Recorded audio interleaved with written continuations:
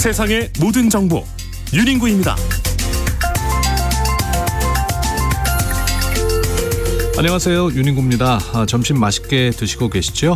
코스피가 8,000포인트를 눈앞에 두고 7,700선에서 엎치락 뒤치락하고 있습니다. 추가 조정일까요? 아니면 10,000포인트까지 가기 전에 숨고르기일까요? 주식시장을 움직이는 돈의 흐름과 투자 전략까지 돈 버는 재미 코너에서 염승환 이사와 살펴보겠습니다. 더불어민주당이 오늘 의원총회를 열고 22대 국회 후반기 국회의장 후보를 선출합니다. 관전 포인트 여의도 현미경 코너에서 짚어드리고요. 6.3 지방선거가 21일 앞으로 다가왔습니다. 수도권 민심부터 한동훈 변수 그리고 2030 표심까지 야당은 지금 어디에 승부를 걸고 있을까요? 오늘은 정성국 국민의힘 의원과 이야기 나눠보겠습니다. 믿고 듣는 시사, 여기는 KBS 1라디오 세상의 모든 정보 윤인구입니다.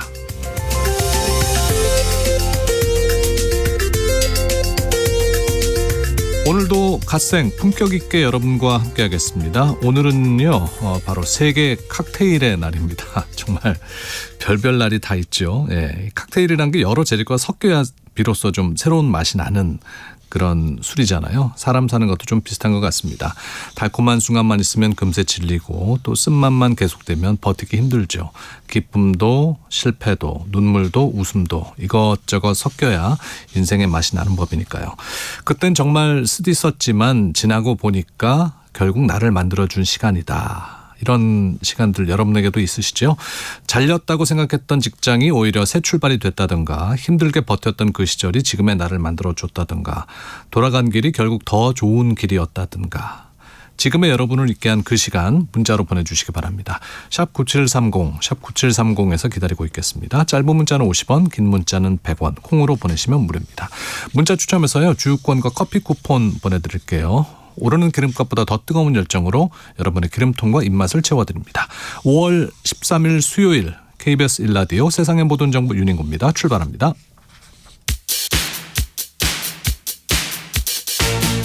듣는 것만으로도 앞서갑니다. 오늘 경제 뉴스의 핵심, 경제 인사이트 픽. 뉴스는 많지만 내 지갑에 도움되는 소식은 따로 있습니다. 오늘 꼭 알아야 할 경제 뉴스만 픽해서 전해드립니다. 경제 인사이트 픽 임선우 뉴스캐스터 오늘도 나왔습니다. 어서 오십시오. 안녕하세요. 네, 오늘 코스피 어떻게 되는 거예요? 훅 떨어졌다가 지금은 다시 조금 만회한 것 같은데.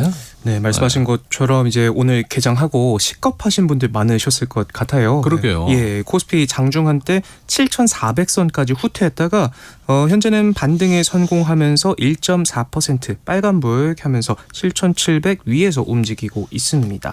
수급 상황 보면 외국인 오늘도 크게 털고 있지만 이 기관과 개인 매물 받아내고 있고요.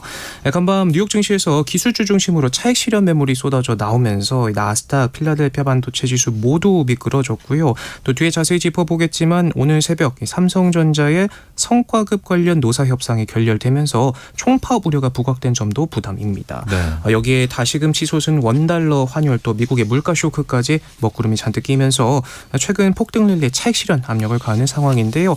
다만 단기 급락에 따른 이 바이 더 딥, 쌀 때 줍자 하는 수요가 나오면서 낙폭 만회해가고 있는데 옷장에 이 반전된 분위기 지켜갈 수 있을지 한번 지켜봐야겠습니다. 듣고 보니까 오늘은 좀 좋지 않은 소식들이 많이 있네요. 네. 국제 유가는 어떻습니까?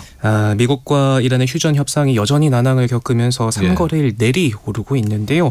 호르무즈 해협이 쉽게 열리지 않을 것이란 뜻의 나초 트레이드가 이어지고 있습니다. 트럼프가 이란의 종전 제한을 비판하면서 대대적인 공격을 재개할 수 있다 경고한 데다 국방장관까지 확전 가능성을 시사하면서 지정학적 갈등이 갈수록 커지고 있는데요. 미국 에너지정보청은 호르무즈 해협이 최소 이달 말까지는 폐쇄 상태를 유지할 걸로 보면서 설령 통행이 재개되더라도 내년이나 돼야 원유 공급이 전쟁 이전 수준으로 완전히 정상화될 수 있을 걸로 볼 만큼 시장에선 고유가 흐름이 한동안 이어질 가능성이 크다는 전망들 많이 보입니다. 네, 원달러 환율도 크게 뛰었다고요? 네, 한 달 만에 1,490원을 다시 찍었는데요. 사흘간 35원 넘게 뛰었습니다. 지금은 1,500원 목전에 두고 있고요. 계속되는 중동 리스크로 유가는 널뛰고 위험 선호 심리가 크게 위축되면서인데 특히 외국인 투자자들이 5조 원 넘게 털어낸 게 크고요. 또 잠시 뒤 짚어볼 텐데 미국도 지금 물가 때문에 난리가 났거든요. 그렇습니까? 예, 인플레이션 재확산 우려가 커지면서 달러화가 강세로 돌아선 것도 환율을 압박하고 있습니다. 네, 미국 물가는 왜 그런 거예요? 거침없이 질주하던 시장이 급브레이크를 밟은 것도 이것 때문인데요. 유가는 널뛰는 와중에 지난달 미국의 소비자 물가지수 CPI까지 더 끈적해진 걸로 나오면서 위험 선호 심리가 크게 꺾이고 있습니다. 숫자를 보면 헤드라인 CPI는 3년 만에 가장 높은 상승률 기록했고 변동성이 큰 식품과 에너지를 제외한 근원 CPI도 3% 가까이 오르면서 모두 예상치로 돌았습니다. 네. 역시나 유가가 뛴 탓인데 인플레이션은 오르고 노동시장은 견고한 상황을 고려해봤을 때 월가에선 당분간 금리 인하는 생각도 말라 내년이나 돼야 가능하다 이런 분석들 나오고 있고요. 고금리 환경이 이제 뉴노멀로 자리 잡으면서 돈줄이 머니마켓 펀드를 비롯한 현금성 자산으로 급격히 쏠리는 흐름도 포착되고 있습니다. 네. 삼성전자 노사 협상은 결국 결렬이 됐죠? 네, 노조가 이제 추가 협상 가능성을 열어두기는 했는데 쉽지는 않아 보입니다. 회사가 제대로 된 안건을 가져온다면 들여다볼 생각은 있다 이렇게 여지를 남기면서도 사후 조정 추가 참여에 대해선 오늘로 끝났다 못 박았는데요. 우려했던 총파업이 현실이 될 가능성이 커졌습니다. 당장 다음 주 목요일부터 총 18일간 총파업을 예고한 상태인데 네. 일각에선 만약 이 파업이 진짜 터진다면 회사 연간 영업이익이 40조 원 넘게 증발할 수 있다는 분석까지도 나올 만큼 메모리 반도체 초호황 수혜에 차질이 불가피해 보입니다. 그래서 이제 정부에서는 강제로 파업을 막는 긴급 조정권 관측도 나오던데 이게 실현 가능한 얘기입니까? 네, 긴급 조정권은 노조법에 근거해서 노조의 쟁의 행위가 국민 경제를 현저히 해할 우려가 있을 때 고용노동부 장관이 발동할 수 있는 예외적 조정 절차인데요. 발동이 되면 30일간 쟁의행위 그러니까 파업이 중단되고 중노위 조정과 중재 절차가 진행이 됩니다. 다만 실제 발동 사례는 1969년 대한조선공사 파업을 시작으로 1993년 현대차, 2005년 아시아나항공과 대한항공 조종사 파업 등 이 4차례 뿐일 정도로 극히 제한적이었는데 그만큼 신중해야 한다는 주장 속에 중앙노동위원회는 검토하는 사항은 아니다 말을 아끼고 있습니다. 자, 부동산 소식 살펴보겠습니다. 정부에서 이제 매물 유도하기 위해서 토지거래 허가 구역 내 실거주 의무를 더 완화하기로 했습니다. 네, 다주택자에 대한 양도세 중과가 재개되면서 시장 매물이 빠르게 줄어들고 있거든요. 서울서 매물 4,500개가 사라졌을 만큼 잠김 효과가 두드러지는데 사실 이 걱정을 많이 했었죠. 예, 그렇습니다. 그래서 이 매물이 이대로 끊기지 않도록 하기 위해서 정부가 규제 빗장을 조금 더 열었습니다. 세입자가 있는 집을 사고 팔면 산 사람의 실거주 의무를 밀어주겠다라고 발표를 한 건데요. 규제 완화 대상을 다주택자에서 비거주 1주택자까지 확대했습니다. 단 무주택자가 매수해야 하고 올해 말까지 거래하는 경우만 해당됩니다. 정부는 이번 조치로 세입자가 있어 팔기 어려웠던 매물이 시장에 더 나올 수 있을 걸로 보고 있지만 실제 효과가 있을까 시장 반응은 엇갈리고 있습니다. 앞으로 세금 부담이 커질 걸로 예상한다면 팔겠지만 집값이 그보다 더 오를 거라고 기대하면 효과는 제한적일 수 있고요. 여기에 전세 물량이 실거주로 전환되는 과정에서 전세값을 자극할 수 있다는 우려도 있어서 실제 시장의 변화는 조금 더 지켜봐야 할 것 같습니다. 우리 학생들 교복값 부담이 크다는 이야기 많이들 했는데 이 정부에서는 교복 입찰 담합 문제 해결에 나섰다고요? 네, 공정위가 최근 교복 대리점들의 가격 짬짬이 담합 문제를 집중 조사하고 있는데요.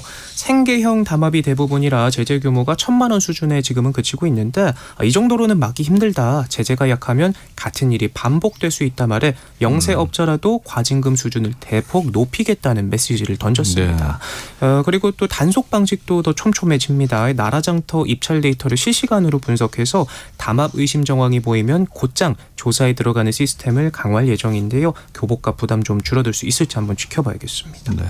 요즘에 이제 디카페인 커피, 카페인이 아주 적게 들어간 소량 들어간 커피 찾는 분들 많이 계시던데 이 디카페인 표시 기준이 조금 더 엄격해진다고요? 네, 관련 기준이 개정이 됐는데요. 앞으로는 커피 원두의 잔류 카페인 함량이 0.1% 이하일 때만 디카페인 표시를 할 수 있게 됩니다. 지금까지는 카페인을 90% 이상 제거하면 디카페인 표시가 가능했는데요. 원두 자체의 카페인 함량이 높으면 제거를 많이 했더라도 실제 남아있는 게 적지 않을 수 있다는 지적이 있었어요. 그래서 이제는 실제 남아있는 카페인 양 자체를 기준으로 보기로 했습니다. 그러니까 디카페인이라고 해서 완전히 카페인이 없는 건 아니군요. 맞습니다. 네, 소량은 남아있는 거고. 네, 그리고 또 이제 해당 기준은 내후년부터 적용이 되고요. 이 밖에도 술과 관련된 표시 기준도 달라지는 게 있는데 최근에 이 음료수처럼 보이는 주류 제품 참 많아졌잖아요. 네. 그래서 이게 술인지 음료수인지 헷갈릴 때가 있거든요. 맞습니다. 그래서 이런 혼동을 줄이기 위해서 앞으로는 일반 식품 형태의 술 제품에도 술 또는 주류 표시를 크게 의무적으로 적어야 합니다. 디카페인도 그렇고 주류 표시도 그렇고 앞으로는 제품 고를 때 훨씬 직관적으로 확인할 수 있을 것 같습니다. 네. 경제인사이트 픽 임선우 뉴스캐스터였습니다. 소식 고맙습니다. 고맙습니다. 네, 오늘 세계 칵테일의 날입니다. 네, 기쁨도 눈물도 이것저것 섞이는 인생의 맛에 대한 이야기 나눠보고 있는데요. 8205님 1998년 30살에 명퇴에 당했지만 20대의 내가 지금의 나를 지탱해줬네요 하셨습니다. 7947님 공무원 시험에 여러 번 떨어져서 포기하려고 했었는데 부모님께서 꼭 붙을 거라는 용기를 주셔서 다시 도전해서 8급 공무원에 합격할 수 있었습니다 하셨고요. 김정학님 칵테일은 소맥이 최고입니다. 저랑 비슷한 생각 갖고 계시네. 장원재님 폐기로 시작한 스타트업 협력은 8년 차지만 실패를 거듭할수록 포기하고 싶은 상황이 많았지만 아내의 응원으로 힘을 내고 있습니다. 그 덕분에 좋은 기업과 협업이 돼서 성과가 좋아지고 있네요. 늘 응원하는 가족에게 감사합니다 하셨고요. 3726님 공기업 정년하고 경비로 취직해서 제2의 직업비로 살고 있습니다. 할만합니다. 단지 경비원들도 우리들의 이웃이라는 바른 눈으로 봐주시길 바랍니다. 라는 문자 보내주셨고요. 김명한님 큰아이 대학 보내고 반찬값이라도 벌까 싶어 알바를 다녔어요. 반말하는 고객, 자기 기분이 태도가 되는 고객 때문에 힘들었었는데 하루하루 버티다 보니 10년이라는 세월이 흘렀습니다. 아이고 잘 참고 버텨내셨네요. 아침에 일어나 일하러 나올 수 있는 것만으로도 힘이 됩니다 하셨습니다. 문자 보내주신 모든 분들 감사드리고요. 세상의 모든 정보 윤인구입니다. 듣고 계신 시각 12시 32분 향하고 있습니다. 교통정보 듣겠습니다. 네, 이 시각 교통정보입니다. 주행 중에는 한 개 차로가 막혀 있어도 흐름에 큰 영향을 주곤 하는데요. 정체가 풀려가는 시간대지만 사고에 영향을 받는 곳들이 있습니다. 서울시내 일산 쪽 강변북로 월드컵 대교를 지난 지점 난지 부근 5차로가 1시간이 넘게 차량 화재 사고로 막혀 있습니다. 서강대교부터도 지체 서행하고요. 올림픽대로 공항 방향은 영동대교 부근 4차로와 여의 하류 부근 4차로 각각 작업으로 차단돼 있어서 강남권에서 여의도 쪽 지나시는데 40분 가까이 걸리고 있습니다. 고속도로 사고는 중부 내륙선 양평 쪽입니다. 문경 휴게소 부근 2차로가 대형 화물차 추돌 사고로 차단돼 뒤로 1km 구간 크게 혼잡하고요. 영동선 강릉 쪽 원주 분기점 부근 1, 2차로 작업 여파 만종 분기점부터 크게 받고 있는데 이 만종 분기점에서 갈라지는 중앙선 부산 쪽도 이 분기점 2차로에서 작업하면서 뒤로 정체됩니다. KBS 교통정보센터였습니다. 푸른 초원 위에 그림 같은 집을 짓고 세상의 모든 정보 윤인구입니다. 꽉 잡히는 진짜 경제, 돈 버는 재미. 봄이면 씨앗 뿌려 증시의 큰 흐름부터 유망 산업까지 투자 판단에 필요한 핵심을 정리해 드립니다. 돈 버는 재미 염승원 LS증권 이사와 함께합니다. 어서 오십시오. 네, 안녕하세요. 네, 마치 수요일은 연미사님을 위한 날인 마냥 나오실 때마다 뭔가 이야기거리들이 굉장히 많아지는 것 같습니다. 그러게요, 참. 네, 오늘 주식시장도 사실 처음에 그 장 개장할 때 좀 깜짝 놀랐어요. 네. 훅 빠졌잖아요. 네, 맞습니다. 네.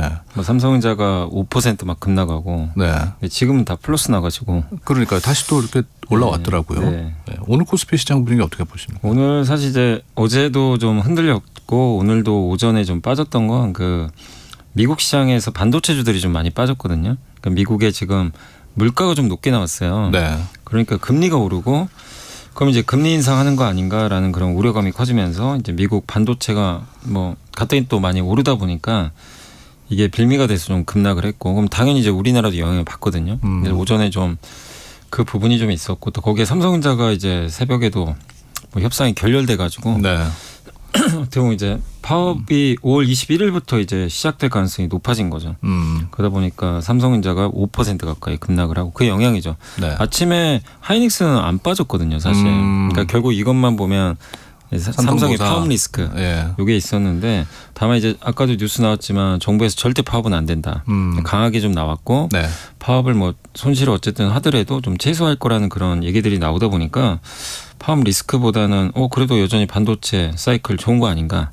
그리고 마치 기다렸다는 듯이 개인 투자분들이 또 저가 매수를 하시더라고요. 그러니까 그런 것들이 어우러졌고 또 오늘 특징적인 게 현대차 그룹인데 파업하고 좀 엮인 것 같아요.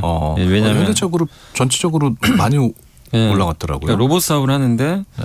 이제 이렇게 자꾸 파업 이슈가 생기면 로봇으로 좀 빨리 대체하지 않겠냐. 시장 그렇게 생각한 거죠. 근데 사실은 아직은 로봇으로 노동력을 대체하는 건 너무 좀 먼 얘기인데 네. 좀 시간 걸리는데 시장은 이제 그런 것까지 영향을 좀 받으면서 현대차 그룹주가 오늘 굉장히 크게 오르거든요. 네. 그래서 오늘 코스피가 좀 빠르게 회복을 한 것 같습니다. 네. 그러니까 지금 뭐 여미사님 말씀대로라면은 이 시장은 굉장히 말 한마디에도 민감하게 또 반응을 하기도 하잖아요. 네네. 그래서 어제 그 또 코스피 하락 배경에 이제 김용범 청와대 정책실장의 그 SNS 글이 또 영향을 주지 않았나 그런 또 외신 보도도 있었고요. 네. 그 AI 국민 배당금 이게 뭐 어떤 얘기입니까? 그러니까 이게 블룸버그에서 보도를 했어요. 그러니까 이거 외국인들이 다 받겠죠, 사실은. 그래서 요거 나오고 갑자기 시장이 폭락을 하더라고요. 네, 이게 어떤 내용이냐면은 지금 삼성전자 하이닉스가 돈 많이 버는 거 이제 전 국민이 다 알게 됐잖아요. 그러니까 이제 굉장히 많은 초과 이익을 얻겠죠. 네. 근데 그거를 국민 배당금 형태로 좀 국민들한테 좀 돌려주자. 그러니까 뭐 세금으로 걷어서? 뭐 세금이 그건 명확하게 당시에 안 나왔어요. 네. 뭐 어떤 건지는 명확히 안. 일단 초과 이익에 대해서 이거를 뭐 세금 형태인지는 모르겠고 당시에 이제 그렇게 뉴스가 나온 거죠. 그래서 그러면 이건 주주 가치가 훼손되는 거잖아요. 주주분들이 받아야 될 몫이 못하면 이게 초과 이익 형태가 이게 사실은 국가에 귀속되는 거고 그걸 통해서 국민 배당금 하면 이게 자본주의인가? 이제 이런 좀 우려가 좀 있었던 거죠. 그래서 이제 외국인들 주식을 상당히 당시 좀 많이 팔았고 근데 이제 김용범 정책실장 얘기는 횡재세나 뭐 초과 이익에 대해서 뭐 그렇게 하자는 게 아니라 법인세 많이 거치겠죠. 지금 법인세 엄청 거칠 거 아닙니까? 네. 그래서 이제 법인세가 더 많이 거치니까 이제 그런 걸 가지고 초과 세수죠.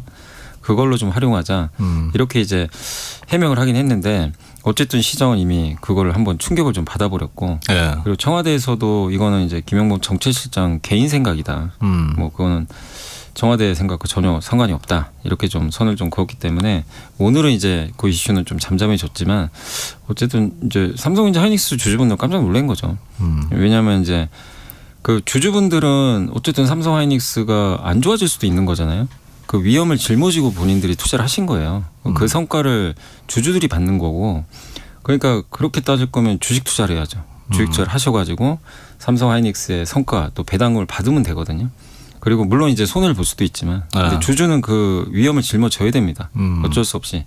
근데 이거를 번 거를 법인세 많이 거치겠죠. 네. 네, 그건 뭐 많이 거치니까 그거 가지고 뭐 활용하는 거는 뭐 여러 방법들이 있을 텐데 이제 놀랬던 건 그거죠. 이거 초과 이익을 이제 어떻게 보면 가져가는 거죠. 뭐 세금이 아니나 뭐 다른 방법으로 이제 그렇게 좀 시장이 생각을 했던 것 같아요. 그래서 이제 시장이 화들짝 놀라고 어떻게 보면 이게 주주 가치를 떨어뜨릴 수밖에 없는 이익이 어쨌든 훼손되는 거잖아요. 그러면 네. 예, 그래서 시장이 이제 어제 당시에 한번 좀 큰 충격을 좀 받았다. 뭐 여야 정치권 뭐 여야 막론하고 이게 시기적으로 내용적으로 적절한 것이냐에 대한 또 논란도 일었더라고요. 네. 어쨌건 지금 주가 하락은 또 외국인 투자자들이 많이 매도를 해서 조금 하락한 면도 있다고 하는데 어떤 종목들을 주로 팔았습니까? 주로 이제 시가총액 상위 종목인데 주로 삼성전자 하이닉스죠. 네. 삼성 하이닉스가 이제 우리나라에서 이 주식 이 둘 기업의 주가가 너무 많이 오르다 보니까 작년에 삼성전자 하이닉스가 코스피에서 차지하는 비중이 한 25% 정도 됐는데 4분의 1 지금 48%예요. 압도적이죠. 네. 근데 이제 그러다 보니까 외국인은 사실은 좀 팔 수밖에 없대요. 왜냐하면 나빠서 파는 게 아니라 그 자기네들이 이제 기준으로 삼는 지수 대비해서 삼성 하이닉스 비중이 너무 크니까 그냥 기계적으로 줄여야 되는 거죠. 너무 이제 그러니까 그들이 뭐 더 사서가 아니라 가만히 있는데 주가가 2배 올라버리면 보유한 비중 자체가 커져버리잖아요. 그래서 이제 아마 주가가 오르면 오를수록 외국인들은 팔 가능성이 굉장히 높습니다. 그래서 오늘도 팔아요.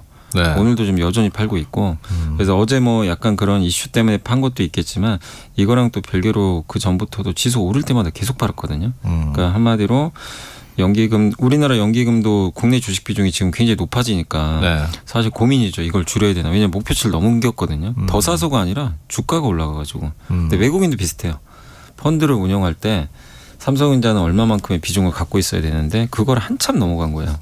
그럼 그냥 기계적으로 잘라야 돼요. 근데 그 물량이 이게 적은 게 아니죠. 시총이 크니까. 네. 그래서 그게 이제 계속 쏟아지고 그래서 아마 주가가 좀 하락할 때는 매도가 오히려 안 나올 것 같아요. 근데 아마 오르면 오를수록 외국인 매도는 나올 수밖에 없다. 그렇게 보면 외국인 매도를 뭐 이걸 나쁘게 볼 필요는 없지 않나 저는 그렇게 좀 생각하고 있습니다. 그래서 아마 많은 분들이 2009님 같은 고민을 하시지 않을까 싶은데 이러다 우리 개미들만 고점에 몰리는 것 아닌가요? 하고 질문을 주셨거든요. 아니 근데 저는 개인적으로 너무 잘하고 계신 게 올해 코스피가 3,900에서 출발했거든요. 4,000 근처. 지금 7,500이잖아요. 네. 여기 올라올 동안 개인만 샀거든요. 개인 투자분들이 엄청나게 샀어요. 근데 그때도 그런 얘기들이 좀 있었어요. 뭐 5,000 갈 때도 네. 외국인이 물량 넘기는 거 아니냐. 지금 어떻게 된 거죠? 여기서도 50%가 더 올랐는데. 예, 그거는 말이 안 되는 얘기죠, 사실은. 그러니까 그렇게 생각하실 수도 있지만 외국인들이 뭐 물량을 넘기려고 파는 게 아니라 네. 우리나라가 또 나빠서 파는다기보다는 비중이 너무 많아요. 예, 그냥 가만히 앉아도 주가가 올라가 버리니까 삼성전자 하이닉스를 외국인이 63% 갖고 있어요. 엄청난 그렇군요. 비중이에요. 근데 시총 비중도 커졌죠. 네. 펀드는 규정에 의해서 줄여야 돼요, 무조건. 그러니까 이거는 뭐 그런 거랑은 별개 이슈고 여러분이 걱정하실 건 뭐냐면 외국인이 넘기는 걸 걱정하실 게 아니라 빅테크가 투자를 줄이면 끝나는 거예요. 그걸 걱정해야죠. 네, 빅테크. 네, 반도체 사이클이 이렇게 좋은 건 빅테크가 아마존 주주한테 돈을 안 주고요. 삼성전자 하이닉스에 돈 주고 있어요. 지금 반도체 사느라고. 그래서 이렇게 이익이 엄청 점프한 거거든요. 네. 근데 이들이 줄이면 끝나는 거예요, 사실은. 그래서 우리가 걱정할 건 이런 수급이 중요한 게 아니고 반도체 도대체 언제 사이클 끝날까? 네. 빅테크가 줄일까? 요거를 항상 고민하셔야 돼요. 근데 이번 실적 발표도 나왔지만 그런 고민 할 필요가 없어요, 아직은. 더 투자한대요, 이번에. 그래서 지금 삼성하이닉스가 지난주 실적 발표하고 이게 더 주가가 하루에 뭐 10%씩 올랐잖아요. 그러니까요. 그겁니다. 그래서 너무 수급 때문에 우리가 본질을 흐릴 필요는 없다. 저는 그렇게 말씀드리겠습니다. 뭐 해외 투자은행들도 그렇고 국내 증권사들도 그렇고 코스피 그 목표치를 계속 올리고 있습니다. 네. 뭐 이제는 뭐 12,000 얘기도 나오더라고요. 12,000인 게 이게 근거가 있어요. 그러니까 저도 몇 번 나와서 PER 얘기 많이 했잖아요. 네. PER은 이익 대비해서 지금 시가총액 몇 배냐. 삼성전자가 한 7배 정도, 6.5배인가 7배 될 거예요. 하이닉스가 한 5배 정도 되고. 예. 그러니까 이게 그 5배면은 전 세계에서 제일 낮은 수치 중에 하나죠. 그러니까 앞으로도 굉장히 상승 낮죠. 여력이 예. 있다는 말씀인 거죠? 우리나라 전체 코스피가 PER이 한 8배 좀 넘으니까. 근데 이게 어떻게 계산된 거냐면 30년 평균 PER이 9.8이거든요. 네. 그거 딱 계산을 해보잖아요. 그럼 몇 포인트 나오냐면 9,500 나옵니다. 그러니까 이제 외국계가 9,000에서 한 10,000 보는 건 뭐 30년 평균 정도만 봐도 네. 딱 그 정도는 갈 수 있다. 비싼 건 아니죠. 근데 이제 12,000은 이제 비싸졌을 때 우리나라가 PER 12배 간 적이 좀 있어요. 예전에도. 이게 고점 찍을 때. 네. 코로나 때도 아마 12배인가 13배 딱 찍고 끝났거든요. 그때는 12배가 어디였냐면 3,000 넘을 때. 네. 그때는 이익이 훨씬 적을 때니까. 근데 그거랑 이제 비교를 딱 해봤더니 12,000이 딱 나오는 거예요. PER 12배 딱 곱해봤더니. 네네. 그래서 이 12,000이 딱 나왔어요. 그래서 여기 간다가 아니라요. 그렇게 좀 시장 혹시 가열되면 12,000도 가능은 하다. 네, 그런 개념으로 좀 생각하시면 좋겠습니다. 네. 자, 1950님께서 현재 삼성전자와 SK하이닉스 분할 매수 중인데 보유 비중을 조금씩 줄여가야 할까요? 아니면 확대해야 할까요? 저는 뭐 일단은 가져가는 거는 여전히 맞다고 생각하고요. 왜냐하면 아직 사이클이 안 끝났기 때문에. 근데 오늘 아침에 한번 확 빠졌잖아요. 이제 그런 식으로 주가가 중간중간 급락은 하겠죠. 너무 올랐으니까. 그럴 때 비중을 늘려가는 건 좋은데 지금은 또 다 올라버렸잖아요. 네. 오르는 때는 쫓아가지 마세요. 변동성이 노출되니까. 미국도 그렇게 달리다가 오늘 반도체가 뭐 퀄컴 같은 기업은 하루에 11% 빠져버리더라고요. 엄청 오르긴 했는데 그러니까 어떤 반도체도 많이 달리면 또 한 번씩은 조정을 크게 받는데 그때를 이용하시면 되거든요. 네. 그래서 신규 매수할 때는 조금 큰 변동성 아래쪽으로 나올 때를 이용하시고 다만 지금 아직 사이클이 여전히 유지되고 일단 2분기까지는 또 봐야 돼요. 2분기에 이제 많은 기업들이 실적 발표할 텐데 그때도 미국 빅테크가 투자를 계속 하는지 삼성하이닉스는 여전히 공급 부족을 얘기하는지 이거 검증한 다음에 괜찮네 그럼 더 사는 거죠. 네. 근데 이거 아닌데 이제 그러면 이제 그때부터 확인을 하고 좀 줄이든지. 그래서 지금은 아직도 아무것도 바뀐 게 없어요. 그러니까 다만 좀 불확실한 건 저 파업 때문에 네. 요게 좀 불확실하지만 요것만 제외한다면 반도체 사이클에 지금 아무런 문제가 발생한 건 아니라서 보유를 하는 게 맞지 않나 이렇게 생각은 하고 있습니다. 아까 방송 들어오기 전에 보니까 삼성전자는 한 28만 원대, 네. 하이닉스는 190만 190만 원대였는데 그 전망치가 또 올라갔죠? 목표 주가가? 올라갔죠. 네, 목표 주가 지금 하이닉스는 300만 원도 넘어요. 340만 원까지도 나왔고 삼성전자가 이제 40만 원 넘고 뭐 50만 원 얘기도 나오니까 올라가긴 하는데 뭐 그 이유는 말씀하신 대로 예, 여전히 싸거든요. 이익 대비하면 네. 여전히 싼데 근데 왜 이렇게 싸냐? 수요가 많고. 근데 왜 이렇게 싸게 거래되냐면 결국엔 이제 사람들이 아직도 못 믿는 게 반도체는 결국엔 언젠가 공급 늘어서 사이클이 끝나는 거 아니냐. 이걸 이제 안 믿는 거죠 사실. 지금 좋은 사이클은 끝난다. 그러니까 좋을 때 팔아야 된다. 네. 이 논리가 아직도 있어요. 근데 그러니까 할인을 받는 거예요. 근데 모두가 다 정말 이젠 사이클이 바뀌었다. 네. 모두가 인정하면 이미 주가 이제 저기 가 있죠. 이제 그래서 지금 아직까지는 여전히 의심하는 시각들이 많다 보니까 여전히 저는 계속해서 기회를 좀 줄 가능성이 높다 이렇게 좀 생각하고 있습니다. 그 삼성전자, SK 하이닉스를 기초로 한 그 단일 종목 레버리지 인버스 상장지수 펀드 네네. 나온다 그랬잖아요. 네. 그게 그 출시일이 조금 늦춰졌더라고요. 늦춰졌어요. 원래 이게 왜냐면 22일 예정돼 있다가 네. 27일로 확정됐습니까 이게? 네, 날짜가? 27일로 확정이 네, 됐고 네. 이제 그 이유가 원래 22일인데 국민성장펀드가 그때 나와요. 맞아요. 이날 네. 나온다면서요. 그러니까 이제 같이 나오니까 좀 이제 정부도 부담스러운 것 같아요. 정부가 이제 이거를 의욕적으로 좀 하는 좀 거잖아요. 미는 건데. 네, 두 가지 상품이 네. 하나는 이제 국민들 좀 참여해서 정부가 20% 손해 보는 것도 보존하는 게 국민 참여형 성장펀드. 세제 네. 혜택도 좋으니까.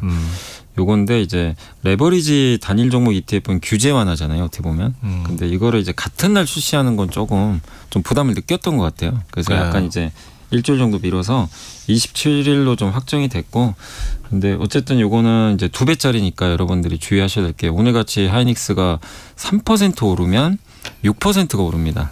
그 단일 레버리지 ETF는 오를 땐 그만큼 또 이득이 네. 2배가 되는데. 근데 아침에 삼성전자 마이너스 5% 빠졌죠. 그러면 마이너스 10%가 없어져 버려요. 크네요. 레버리지. 그러니까 내려갈 때 리스크가 너무 커서 그래서 고위험 상품이에요. 그래서 이거를 여러분들이 반드시 인지하시고 매일 주가의 2배를 위아래 2배를 추정합니다.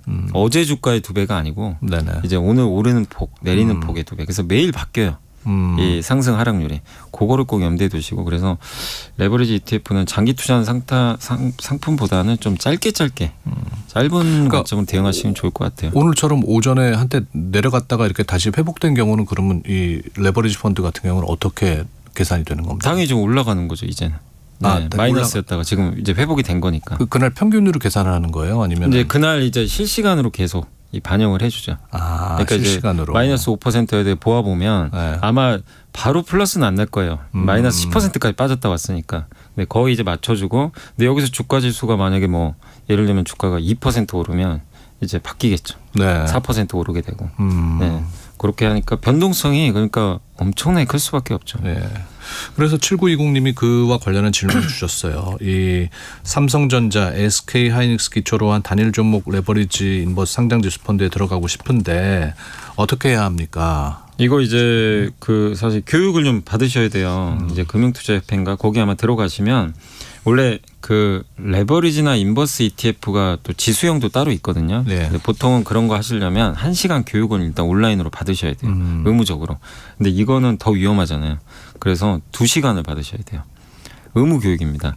요걸 받아야 내가 그 위험성을 인지하고 레버리지 ETF를 사실 수가 있어요. 매매. 네네. 근데 이걸 안 받으시면 애초에 매매가 불가능하기 때문에 먼저 사전에 그 교육을 좀 받으셔야 될 것 같고 그리고 아까 말씀드린 대로 변동성이 굉장히 크기 때문에 어쨌든 이제 매매하실 때 좀 그 너무 이거를 긴 호흡으로 투자하는 건 좀 위험할 수 있거든요. 네. 만약에 반대 방향을 내가 잘못 타버리면 손실이 2배가 되니까 굉장히 네. 클 수 있어요. 그래서 좀 짧은 관점으로 좀 매매를 하시는 게 좀 낫지 않나 싶습니다.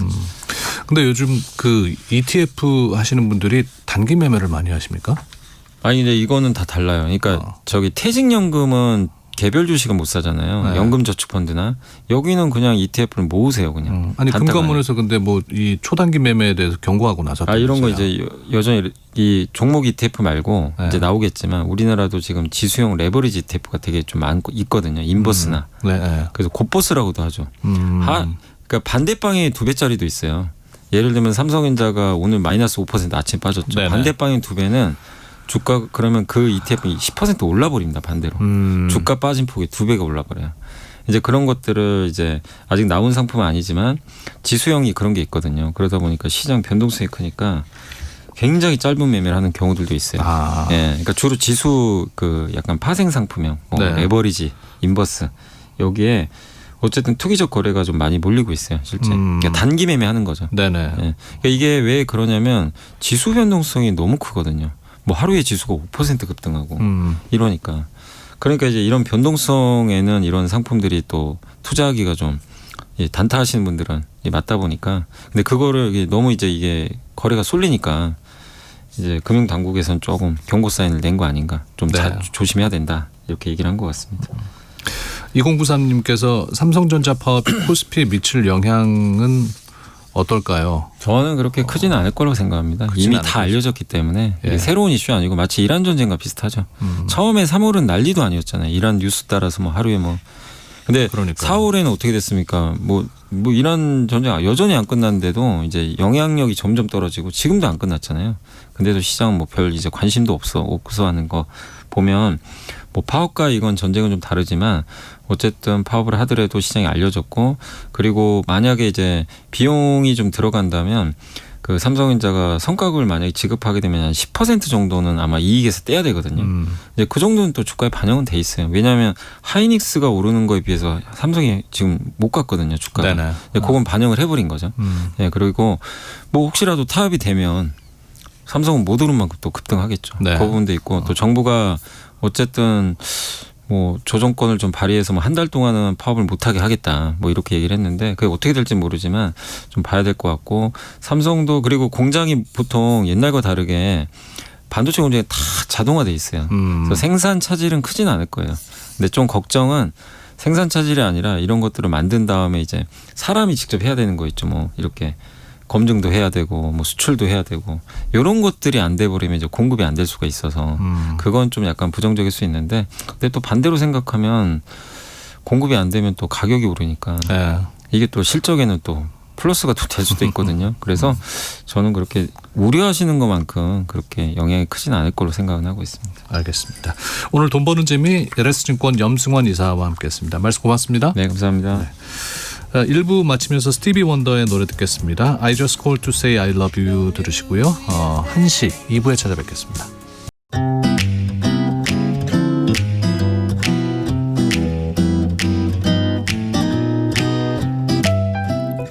안녕하세요. 바른말 고운말입니다. 일을 하다 보면 마음먹은 대로 되지 않을 때가 많죠. 이런 경우에 포기해버리는 사람이 있는가 하면 끝까지 노력해 결과를 얻어내는 사람도 있습니다.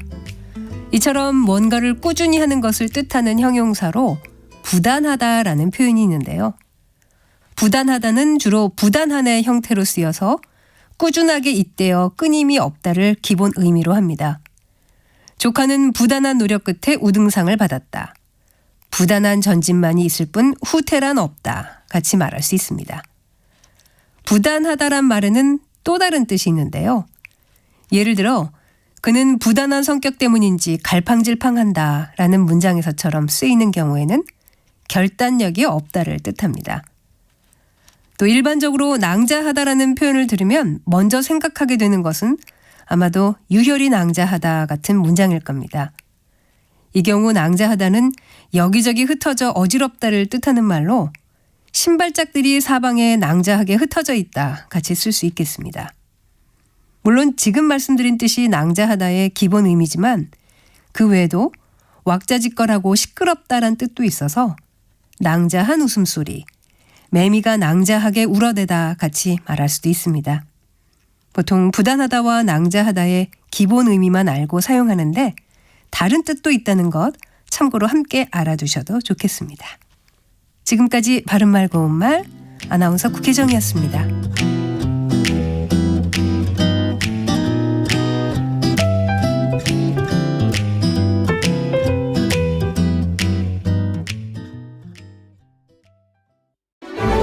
토론 좋아하세요? 어렵게 느껴지는 것 같습니다. 재미없다는 편견도 많는데 토론 어떻게 생각하세요? 설명이 좀 친절했으면 좋겠고요. 하나마나 맨날 똑같은 소리거든요. 어렵게만 느껴지는 토론 사라져야 할까요? 그럼에도 토론은 계속되어야 합니다. 당신의 귀를 사로잡는 새로운 열린 토론. 황현희와 함께합니다. 평일 저녁 7시 20분 KBS 열린 토론.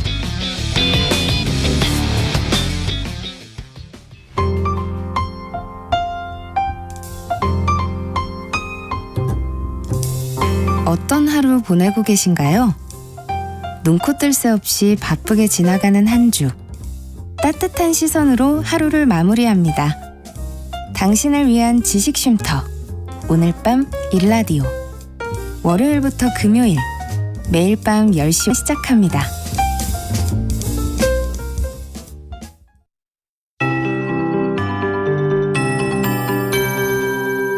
KBS 58분 날씨. 오늘 초여름 날씨가 펼쳐지겠습니다. 가벼운 더위가 느껴지는 오후입니다. 전국이 맑은 가운데 일사가 살아나겠고요. 강원 산지에는 늦은 오후에 5mm 정도의 약한 소나기가 내리겠습니다. 내일은 같은 맑은 날씨에 매우 강한 일사량으로 메워지겠습니다. 내일 서울 등 수도권과 충청 위주로 31도의 낮 기온을 보이면서 더 더워지겠고요. 그런 가운데 내일 호남과 경남 서부 내륙에 청량감을 주는 소나기가 내릴 전망입니다. 5에서 20mm 정도 되겠습니다. 오늘과 내일 소나기 내리는 지역은 천둥, 번개, 돌풍을 주의하셔야겠고요. 특히 오늘 같은 경우는 쌀하고박이 떨어질 수 있어서 안전사고에 유의하셔야겠습니다. 오늘 낮 최고 기온은 서울과 강릉, 전주가 모두 26도로 예보돼 있습니다. 22도에서 28도 분포고요. 그리고 대전과 대구는 28도까지 오릅니다. 내일 아침 서울의 기온 15도 등 12에서 15도의 아침 기온 분포를 보이겠고요. 낮 기온은 서울 31도를 포함 18도에서 31도 분포가 되겠습니다. 강원 동해안에는 여전히 건조특보가 남아 있습니다. 화재 예방 염두에 두셔야겠고요. 오늘 서해와 남해 안개가 여전히 짙습니다. 현재 서울의 기온은 24.9도입니다. KBS 58분 날씨 강혜종입니다.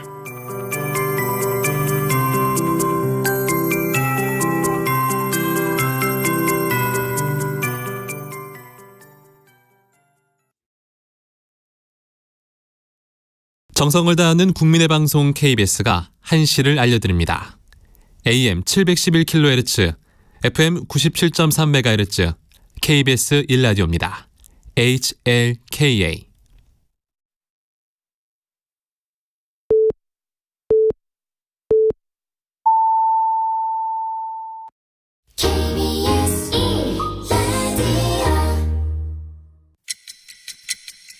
듣는 것만으로도 앞서갑니다.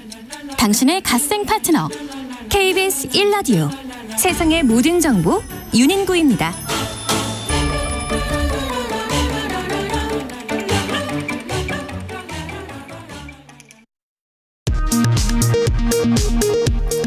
이 시각 라디오 정보센터 뉴스입니다.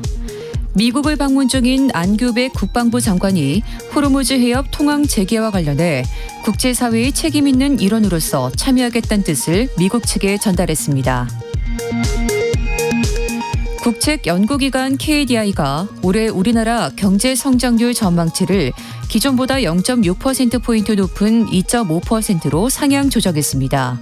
지난달 취업자는 7만 4천 명 증가해 16개월 만에 최저 증가폭을 기록했습니다.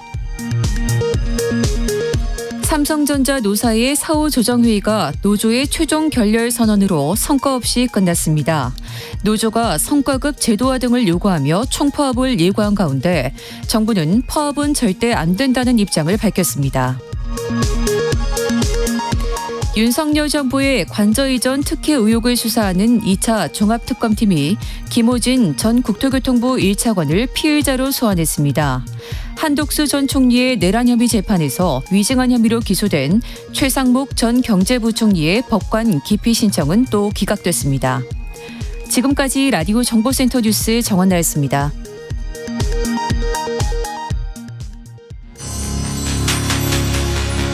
일상의 깊이를 더합니다.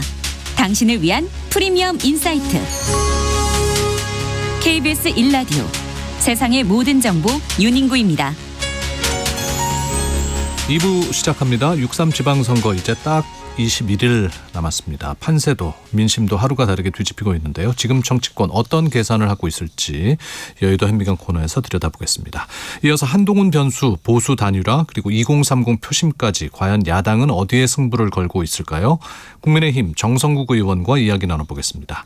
세계적인 영화축제죠. 칸 국제영화제가 오늘 새벽 개막했습니다. 올해는 한국 영화가 여러 편 초청된 데다 박찬욱 감독이 심사위원장을 맡았는데요.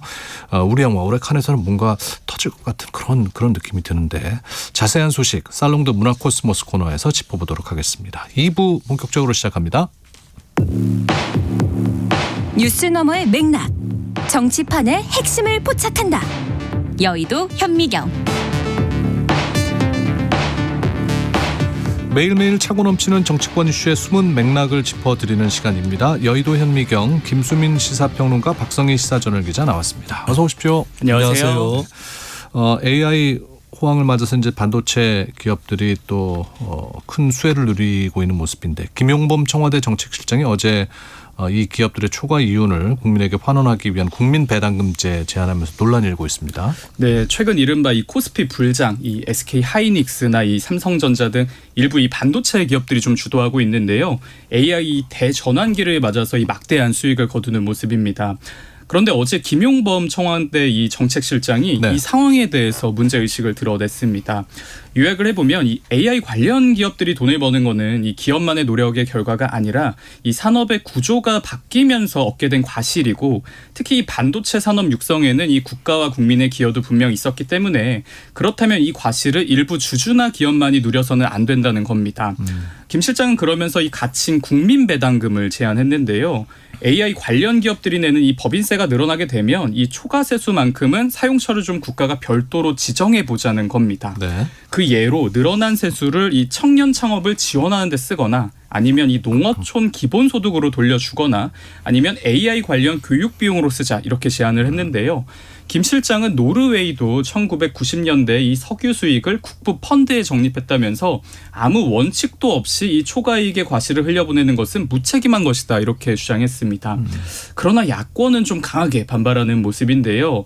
AI 관련 기업이 돈을 버는 거는 이 경영자의 안목이나 투자한 주주들 덕분이지 왜 거기서 갑자기 이 국가와 국민의 기여를 말하고 나아가서 그 소득을 나라가 나서서 분배하려는 건 이거 사회주의적인 발상 아니냐 이런 비판입니다.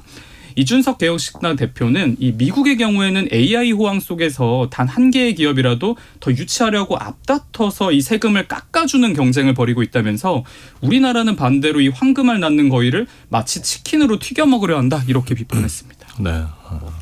이번 논란에서 김용범 정책실장 이야기가 과잉 해석된 것은 또 분명히 있거든요. 그러니까 김용범 실장이 제안한 게 기업의 법인세 세율을 올리겠다거나 혹은 초과 이윤에 대해서 소위 횡재세를 부과하겠다거나 이런 제안은 아닙니다. 그냥 세율은 그대로 있는데 예전보다 반도체 호황이 크기 때문에 그만큼 많이 거친 세수를 어떻게 할 거냐 이 문제였던 거거든요. 그래서 이 부분이 좀 과잉 해석할 필요는 없다고 보여지고 그리고 주가 급락에 영향을 어제 줬다 이런 진단도 나오고 있는데 근데 좀 전체적으로 보면은 코스피 8,000을 목전에 두고 주가가 어제 급락을 했거든요. 그러니까 외국인 투자자들이 본인 포트에서 한국 주식의 비중이 상당히 커졌다. 그걸 좀 비중 조정하는 차원에서 팔고 나갔을 가능성 이것이 더 크다라고 봐야 될 것 같습니다. 근데 다만 따져봐야 될 부분이 있다면 초과 세수를 확보한 것을 배당으로 나누는 것이 다른 것을 하는 것보다 더 나은가 이 질문을 반드시 해야 되는 거거든요. 네. 그 돈으로 더 좋은데 더 효과적인 데 쓸 수도 있다라고 하는 측면에서는 당연히 논쟁 대상이 될 수밖에 없을 것 같고 이 비슷한 사례가 대장동 사업이에요. 대장동 사업에서 성남시가 1,822억 원의 이익을 확보를 해서 그거를 시민들한테 배당을 한 적이 있었는데 알고 봤더니 그것이 임대주택의 용지를 확보하는 비용을 포기하고 배당으로 돌린 거였거든요. 그러면 다른 편에서는 아니 그 돈으로 그냥 임대주택 확보하지 그랬나라는 얘기도 나올 수 있었던 것이었고 또 한간에서는 성남 의료원의 무상의료라든지 이 재원으로 쓰자 이런 제안도 있었습니다. 그런 만큼 이번에도 초과세수를 국가에서 어떻게 배분을 한다고 해도 그것이 꼭 배당이라는 방법을 통해야 되는 것인지 이 부분에 대해서는 논쟁이 필요했던 것으로 보입니다. 네. 여기에 관련해서 또 이재명 대통령이 오늘 X에 이제 언급을 했네요. 김용범 실장의 말은 이제 초과세수에 관련된 이야기지 이제 초과 이윤을 갖고 얘기한 것은 아니다라는 말을 했다고 가짜 뉴스다라고 얘기를 했는데 여기에 대해서 이제 김 실장의 입장이 뭐 나온 게 있습니까? 네, 김 실장에게 어제 제가 텔레그램 통해서 입장을 한번 물어봤는데요. 아, 그래요? 예, 네. 물어봤는데 이재명 대통령이 조금 전 말한 것과 궤를 같이 합니다. 김 실장이 뭐 직접 구구절절히 뭐 이렇게 해명을 하진 않았는데 한 기자가 쓴 SNS 글을 하나를 공유를 하더라고요. 예, 그 게시글 내용을 요약하면 김 실장이 제안한 배당금은 이 기업들에게 추가적인 배분을 뭐 강요한 게 아니라 이미 발생한 이 초과세수를 어떻게 쓸지 한번 고민을 해보자는 거고, 뭐 초과세수가 발생하지 않으면 쓸 수도 없는 돈인 거 아니냐, 이런 지적입니다. 네. 그런데 이거를 일부 언론이나 야권이 좀 과도하게 부풀리고 있다. 이 초과세수가 아니라 초과이윤이란 단어에 너무 집착해서 그걸 너무 부풀리는 거 아니냐, 이런 지적입니다. 일단 여권 내부에서도 이 김 실장이 낸 아이디어를 좀 긍정적으로 평가하는 의원들이 적지 않은데요. 제가 의원들 의견을 한번 들어봤는데 한 의원 같은 경우는 이 늘어난 세수를 어떻게 쓸지 고민해보자는 건 정말 이 행복한 고민 아니냐, 이렇게 반문을 하더라고요. 오늘 이 민주당 한정혜 정책위의장도 이 주제를 당 차원에서 논의해본 건 아니다, 이렇게 좀 전제를 하면서도 한국도 이제 좀 학자들이 좀 중심이 돼서 이런 논의를 한번 시작을 해봐야 되는 거 아니냐, 이렇게 전했습니다.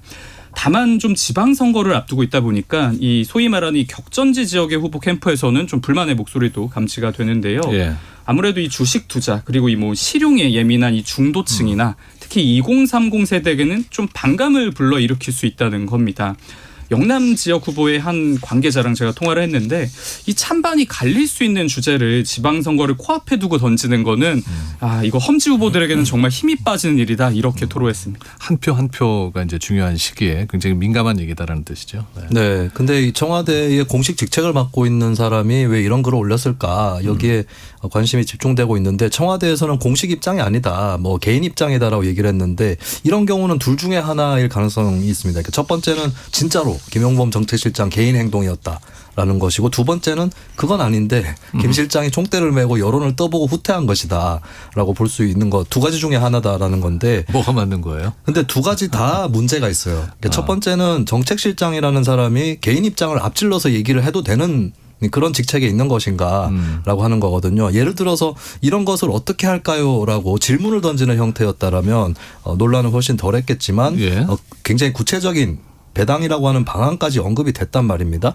그리고 사실 이렇게 되면 이재명 대통령도 책임을 져야 될 부분이 대통령 사람이기도 하거니와 대통령이 평소에 또 SNS로 어떨 때 논란이 됐을 때 오히려 청와대 인사들에게 SNS를 적극 사용하라고 권한다라는 게 청와대 입장이었거든요. 근데 그러다가 보니까 공식 입장은 아니라고 하면서도 개인 입장이라고 하면서 또 혼선을 빚는 이런 문제가 생긴 측면이 분명히 있습니다. 그 두 번째는 한편으로는 이 정말 상식적으로 개인 입장이었을까 의문이 있는 거거든요. 더군다나 김용범 정책실장은 관료 생활을 굉장히 오래 한 인사이기 때문에 정치인이 아니라. 그렇죠. 네. 정부 내에서 조율되지 않은 입장을 쉽게 피력할 만한 그런 성격이라든지 성품을 가졌을 것 같지는 않거든요.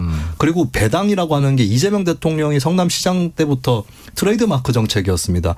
그러면 혹시 대통령을 대신해서 운을 떠본 것은 아닌가, 이런 의심은 남을 수밖에 없을 것 같고, 근데 이런 일을 할 때는 운을 떠보는 것, 여론 떠보는 건 중요한데 정부의 장관이나 정책실장 정도 되는 인사가 얘기를 해버리면 정부 공식 입장인가, 이렇게 돼버리거든요. 이런 일을 할 때 가장 적격인 인사가 여당 의원입니다. 의원이 얘기를 하면은 당론은 아니다라고 해버리면 되는 거거든요. 네. 대신에 운을 띄울 수 있고 그렇기 때문에 청와대보다는 정당이 이런 일을 하기에 더 적합하다, 이런 또 교훈을 얻게 됩니다. 네. 국민의힘에서는 오늘 이제 중앙선대위가 출범했습니다. 근데 명칭이 이제 공소 취소 저지 선대위입니다. 네, 국민의힘 오늘 오전에 이제 당사에서 선대위 출범식 열었는데요. 앞서 출범한 이 민주당 선대위의 명칭은 이 국가 정상화 선대위였습니다. 국민의힘은 이에 맞서서 이 선대위 간판을 국민무시 심판 그리고 공소 취소 저지 국민선대위 이렇게 명명했는데요. 민주당이 이번 지방선거 목적을 이 비정상적인 12.3 내란 심판 이렇게 정했다면 국민의힘은 이재명 대통령이 기소된 사건들의 공소취소 저지를 내세운 셈입니다. 실제 선대위 산하의 공소취소 특검법 저지위원회를 별도로 신설하기로 했는데요. 위원장은 이 주진우 의원이 맡습니다. 주 의원이 관련 문제를 지선기간 내내 집중적으로 좀 부각할 것으로 보이는데요. 일단 이 선대위 인적 구성을 한번 살펴보면 장동혁 대표가 이 선대위 상임 선대위원장을 맡기로 했습니다. 그간 뭐 당 안팎으로는 이른바 이 반탄파인 장 대표가 이 선대위 전면에 나서는 게 지선 승리에 도움이 되지 않는다, 이런 비판도 있었는데요. 근데 결국은 나섰군요. 예, 네. 맞습니다. 당이 말하기를 당 대표가 선대위를 이끄는 건 이건 관례고 또 당 대표만의 이 지선에서 할 수 있는 역할이 따로 있다, 이렇게 선을 그었습니다. 네. 당은 다만 이 장 대표 같은 정치인만이 이 선대위 전면에 나서지는 않을 것이다 이렇게 강조했는데요. 대신 경제, 여성, 청년 등 이 다양한 분야의 인사들이 선대위를 이끌게 될 것이다 이렇게 예고했습니다. 이를 위해서 이 심교원 건국대 부동산학과 교수 그리고 양준모 연세대 경제학과 교수 그리고 이 청년 인재인 최지혜 주식회사 이 지혜수 이사 등이 이 상임 선대위원장으로 이름을 올렸습니다. 네, 그러니까 선거를 치르는 양당의 그 목표가 확실해진 거네요. 네, 이름을 붙임으로 해서. 그렇죠. 네. 민주당 선대위에는 국가 정상화 이런 이름이 붙어 있고 국민의힘에서는 공소 취소 저지 이렇게 붙어 있는데 공통점이라면은 양당이 다 중앙정치 이슈로 중앙선대위 기조를 잡고 있다라고 하는 거고 여기서 드러나는 현실이 우리나라는 지역 간의 제도와 문화의 격차가 크지 않은 중앙 집중적 나라다 보니까 시민들도 지역보다는 중앙이 더 익숙하고 지방선거에서도 중앙정치 얘기를 하는 것이 여전히 익숙하다. 이런 현실이 드러난 것 같습니다. 그리고 두 번째는 씁쓸한 거지만 지방자치는 아직도 좀 뒷전인 것인가. 네, 이런 문제의식도 만들어지게 되는 거고요. 근데 또 차이가 있다면 민주당에서 국가정상화를 내걸었는데 여기에는 지방 정상화라는 표현도 함축이 돼 있다고 봐야 될 것 같거든요. 근데 국민의힘의 공소취소 저지 이거는 지방이 아니라 중앙만의 개념이다. 이런 한계는 있을 것으로 보입니다. 물론 이렇게 하는 것은 정부 견제 심리를 국민의힘이 영끌하겠다.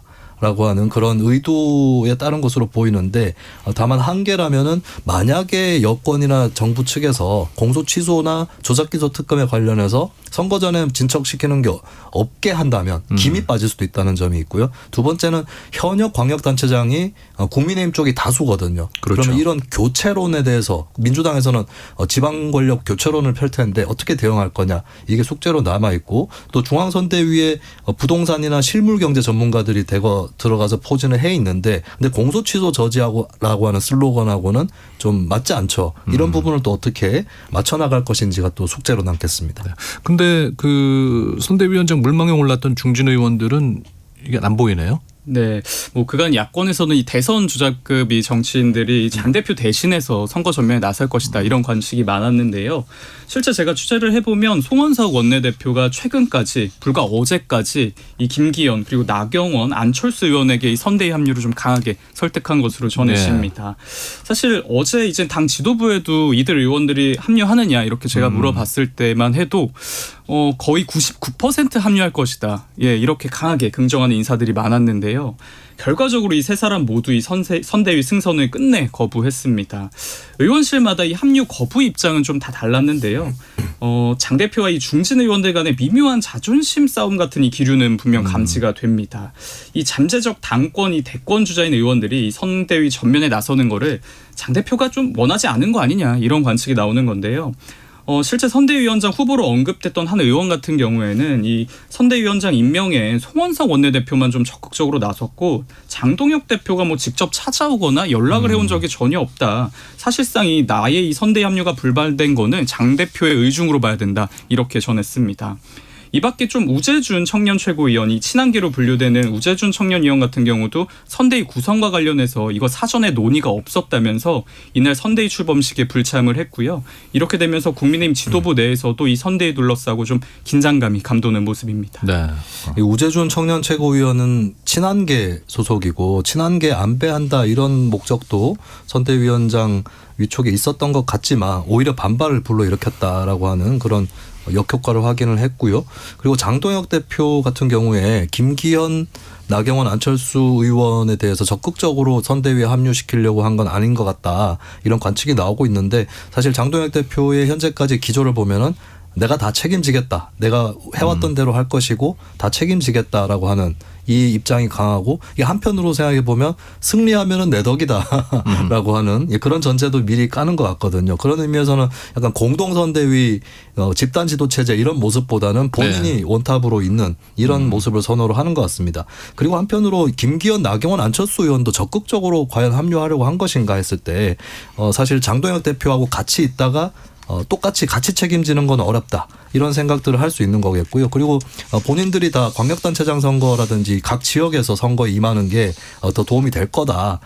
그렇게 하고 싶다라고 하는 그런 의중도 있을 겁니다. 그리고 뭐 현역 의원들이라면 이들뿐만 아니라 이번 지방선거가 국회의원 임기 한 2년쯤 지났을 때 치러지거든요. 그럼 그 지역의 단체장 선거, 지방의원 선거 이 결과가 중간 평가가 됩니다. 네. 그렇다 보니까 중앙선대위에 가담하는 것보다는 지역에서 좀 최대한 수성하는 거 이것이 다들 현역 의원들의 목표가 아닌가 싶습니다. 네.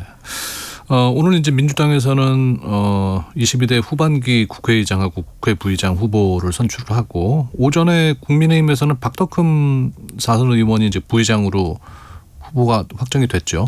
네, 일단 22대 국회 이 후반기 야당 몫의 이 국회부의장 후보의 이 사선 중진이죠. 박덕흠 국민의 의원이 일단 선출이 됐습니다.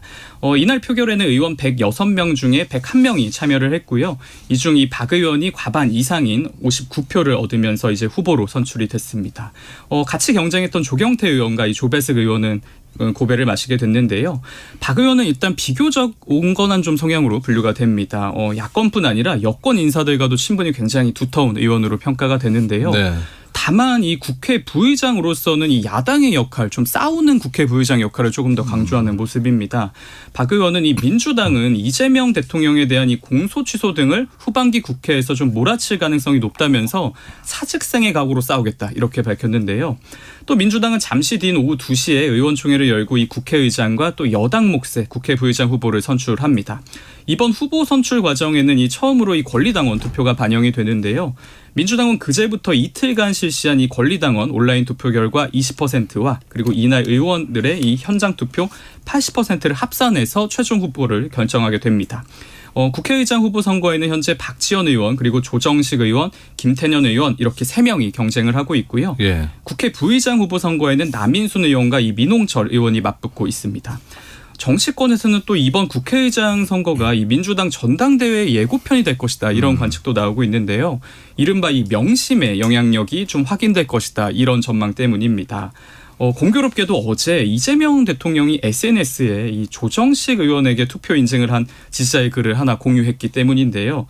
물론 이 선호 투표제 이 취지를 설명하면서 올린 게시글이긴 한데 공교롭게도 이 조 의원이 이재명 대통령이 정무특보를 지냈던 이 친명계 복심으로 꼽힙니다. 이걸 두고 이 야권뿐 아니라 여권에서도 이거 이 대통령의 국회의장 선거 개입 아니냐 뭐 이런 지적도 나오고 있는데요. 이날 국회의장 이 선거 결과에 따라서 이 당내의 명심의 영향력 등이 해석이나 평가가 좀 달라질 것으로 보입니다. 김평론가께서는 누가 후반기 국회의장이 될 거라고 보세요?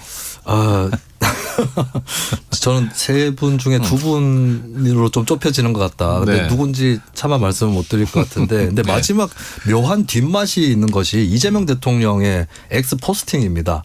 대통령이 당내 경선의 어떤 제도를 당원한테 직접 안내를 한다. 이거는 상당히 이례적인 일인 것 같고 그리고 거기서 선호투표를 강조를 하면서 공직선거에도 선호투표제가 도입될 수 있다라고 얘기를 했거든요. 근데 이재명 대통령이 2022년 대선 때 결선투표제 등 공약을 하긴 했지만 그 이후로 지금까지 결선투표제나 선호투표제 도입에 대해서 그렇게 진심이었는가? 이런 의문은 있거든요. 그리고 이번 개헌 과정에서도 민주당이나 정부의 논의에서 결선투표제 얘기는 빠져 있었기 때문에 그래서 의구심은 있을 수밖에 없다. 왜냐하면 그 공유한 글에 보면은 그 당원이 조정식 의원한테 투표한 그 글이 올라와 있었고 그거를 밑에 부분을 이재명 대통령이 잘라서 캡처하지 않고 통째로 공유를 해서 넌지시 혹시 조정식 의원을 지목한 거 아니냐. 명심은 조정식 의원이다. 네, 이거 확증은 없지만 의구심은 계속 남을 수밖에 없을 것 같고 당원들이나 의원들도 어느 정도 영향을 받을까 이 부분은 정말 궁금합니다. 네, 오늘 2시에 투표 결과를 봐야 되겠죠. 네, 박성희 시사저널 기자 김수민 시사평론가와 함께했습니다. 고맙습니다. 감사합니다.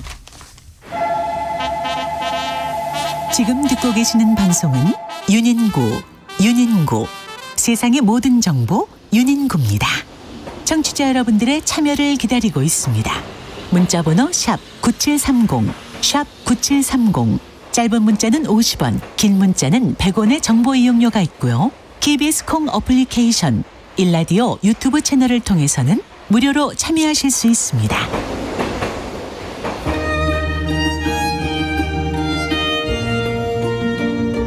세상의 모든 정보 윤인구입니다.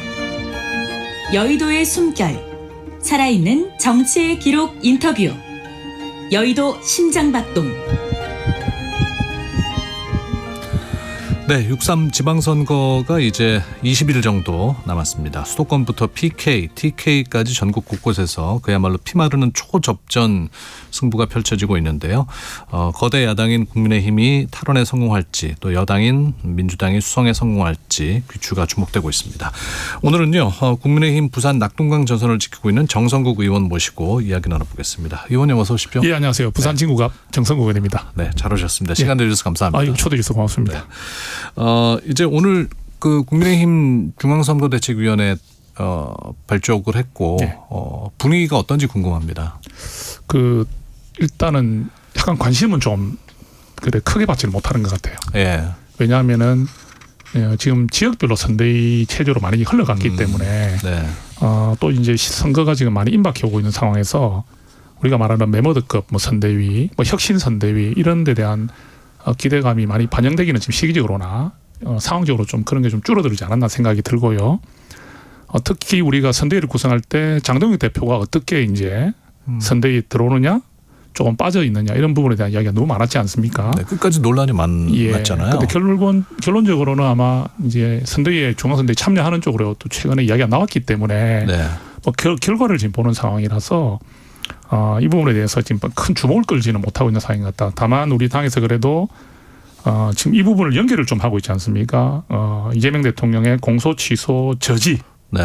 그래서 선대위 이름이 그렇게 지어졌더라고요. 이 부분에 대해서는 좀 나름 국민들에게 좀 눈길이 가는 그런 타이틀을 달았다는 부분 정도는 좀 긍정적으로 볼 수 있을 것 같습니다. 그래서 근데 문제는 여기에 이제 구성원들을 좀 봐야 되겠죠. 네. 봐야 되는데 일단 우리 우재준 최고위원이 사전에 협의가 없었다. 이러면서 참여에 대해서 굉장히 부정적인 태도를 보이고 있는 부분. 그러니까 공동선대위원장으로 임명하겠다 그랬는데 우재준 최고위원한테는 연락이 없었다는 겁니다. 예, 본인이 분명히 제안이 없었다는 거예요. 조율이 없었다고 했거든요. 그래서 그런 부분에 대한 약간의 좀 엇박자가 나고 있는데 예.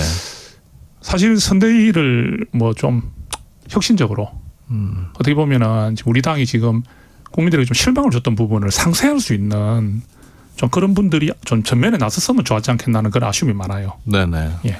그런 분들은 오히려 이 중앙 선대위에는 참석을 안 하시고 예. 각 지역별로 내려가서 또 그곳 이제 표심을 얻느라 노력 중이신 것 같아요. 예. 지금 그리고 사실 이제 지방선거기 때문에 예. 이게 총선이 아니라서 사실은 이게 부산만 예를 들더라도 부산시장 선거, 기초단체장, 구청장 선거, 부산시의원 구현 선거지 않습니까? 그 지역 중심으로 흘러갈 수밖에 없거든요. 네.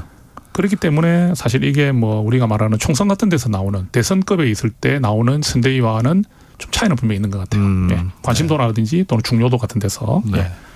그러니까 이제 선대위 이름이 공소 취소 저지 국민 선대위인데 예.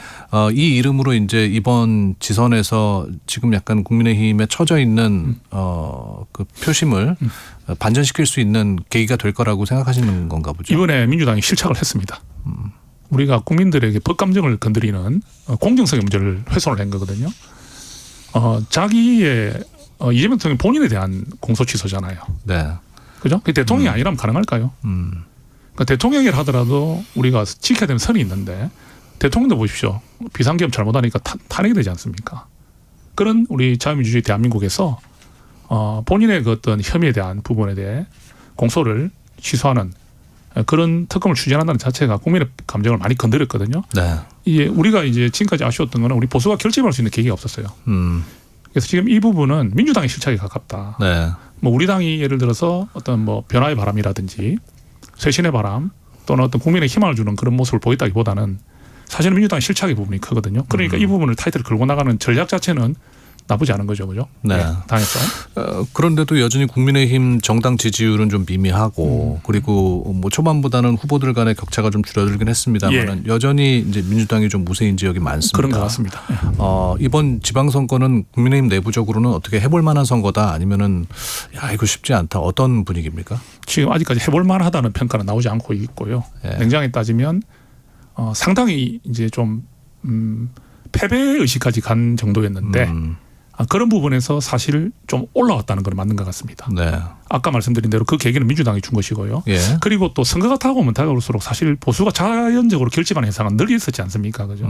그런 부분은 우리가 시일이 가면 갈수록 보수가 좀 결집될 거라고 예상을 했기 때문에 지금 격차가 줄어드는 부분이 다시 말씀드리지만 이게 우리 자신에 대한 어떤 좋은 평가나 노력보다는 어떤 선거의 어떤 판세 영향이라든지 어떤 보수의 결집 현상, 자연스러운 현상, 그리고 민주당의 실착 이런 것들이 좀 더해진 부분이 강하기 때문에 저희 당이 지금부터라도 어떻게 보면 지도부라든지 한 장동익 대표가 국민들께 희망을 드리는 또 분열과 대립의 정치가 아니고 뺄셈 정치가 아닌 덧셈 정치로 가는 모습을 진정성 있고 보이려고 노력할 때 그죠? 저는 또 반전에게 있을 수 있다 보거든요. 왜냐? 20일밖에 안 남았지만 그렇습니다. 사실은 공식 선거운동은 5월 21일인가 그때부터 시작입니다. 2주 정도죠. 예.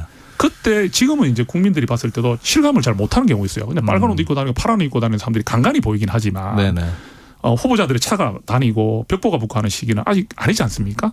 그러면 그때 국민들이 관심을 가집니다. 그럴 때 국민들께 드리는 메시지가 또는 우리 당의 방향이나 또는 여러 가지 우리 갈등 상황들이 어떻게 정리되느냐 이게 굉장히 중요하다 봅니다. 그러니까 뭐 지금까지 막판에 가면은 이제 보수세가 몰릴 것이다라고 막연하게 기다리고 있는 것만으로는 이번 선거는 쉽지 않을 그것만으로는 것이다. 어렵다고 생각합니다. 수도권 민심이 사실 최대 변수라고들 많이 얘기하시잖아요. 뭐 우리 정 의원님께서도 수도권 비전 특별위원회 소위원장도 하신 적도 있고. 맞습니다. 수도권은 어떻게 될 것 같습니까? 그래 사실은 지금 민주당은 이제는 호남 정당이 아니죠. 민주당은 전국 정당이라 말을 쓸 수 있을 정도로 수도권을 장악했고 충청권까지 지금 전진하고 있습니다. 그리고 지금 가장 가슴 아픈 현실은 우리 보수의 텃밭이라고 하는 TK, PK마저도 접전이 벌어진다는 이 자체가 우리 당으로서는 최대 위기 아니겠습니까? 그죠? 아니, 대구 경북까지도 지금 흔들린다는 말이 나온다는 거잖아요. 대구도 지금 보면은 표심이 지금 굉장히 우리가 걱정이 되잖아요. 이런 상황에서 과연 그러면 수도권은 어떻게 봐야 되느냐? 수도권은요 의석의 절대 다수를 차지하고 있습니다. 그죠? 그리고 우리가 서울시장이라든지 경기도지사나 이런 수도권 광역시장대장들이 차지하는 비중이 상당히 높습니다. 그런 상황에서 우리가 여기를 또 수성하느냐 안 하느냐가 지금 우리 지방선거의 성패를 좌우하는 지역이거든요. 특히 서울시장 같은 경우는 가장 중요한 지역입니다. 그런데 오세훈 시장이라든지 우리 또 서울 선대본에서 지금 당 지도와는 좀 동떨어진 위치에서 선거운동을 하고 있지 않습니까? 당 지도부를 초대를 하고 있지 않아요. 그럼 이 전략이 과연 득표로는 어떻게 나타날 것인지 국민들이 굉장히 지켜보겠죠. 그러면 문제는 여기서는 이제 서울 같은 경우는 이제는 인물 싸움으로 갈 수밖에 없다. 우리 오세훈 후보라는 그런 경쟁력 있는 후보 또 경험 많은 후보 이런 오세훈이라는 인물로 승부를 지금 걸고 있는 걸 봐야 되거든요. 지금 당에서 도움을 줄 수 있는 건 없기 때문에. 그래서 지금 사실 이게 절망적인 상황에서 좀 벗어났다고 이야기를 하고 있지만 수도권도 여전히 우리가 민주당에 좀 밀리기 때문에 특히 경기도지사 같은 경우는 더 큰 지금 열세로 지금 되고 있지 않습니까? 그래서 물론 경기도지사나 인천도 중요하지만 지금 서울이 가장 큰 관심적이다 이렇게 좀 보입니다. 그러니까 국민들의 표심이 어디로 향할까 궁금합니다. 이게 뭐 정권 견제론으로 갈지 아니면 안정론으로 갈지. 정 의원님께서는 어떻게 예측하세요? 저는 정권 견제론, 안정론 뭐 다 일리가 있는 말인데요. 저희는 지금 주장할 수 있는 게 이건 것 같습니다. 민주당은 내란을 또 다시 이야기하기 시작했죠. 내란 정당, 내란 종식. 자, 저희가 지금 선대위 이름도 그렇게 붙였더라고요. 근데 저희는 그러면 제가 생각할 때는요. 지금 저쪽에서 내란으로 나왔지 않습니까? 저희는 권력 집중, 권력 독재로 지금 갈 수밖에 없다. 그리고 삼권 분립 훼손의 가치를 가지고 들어가야 된다. 왜?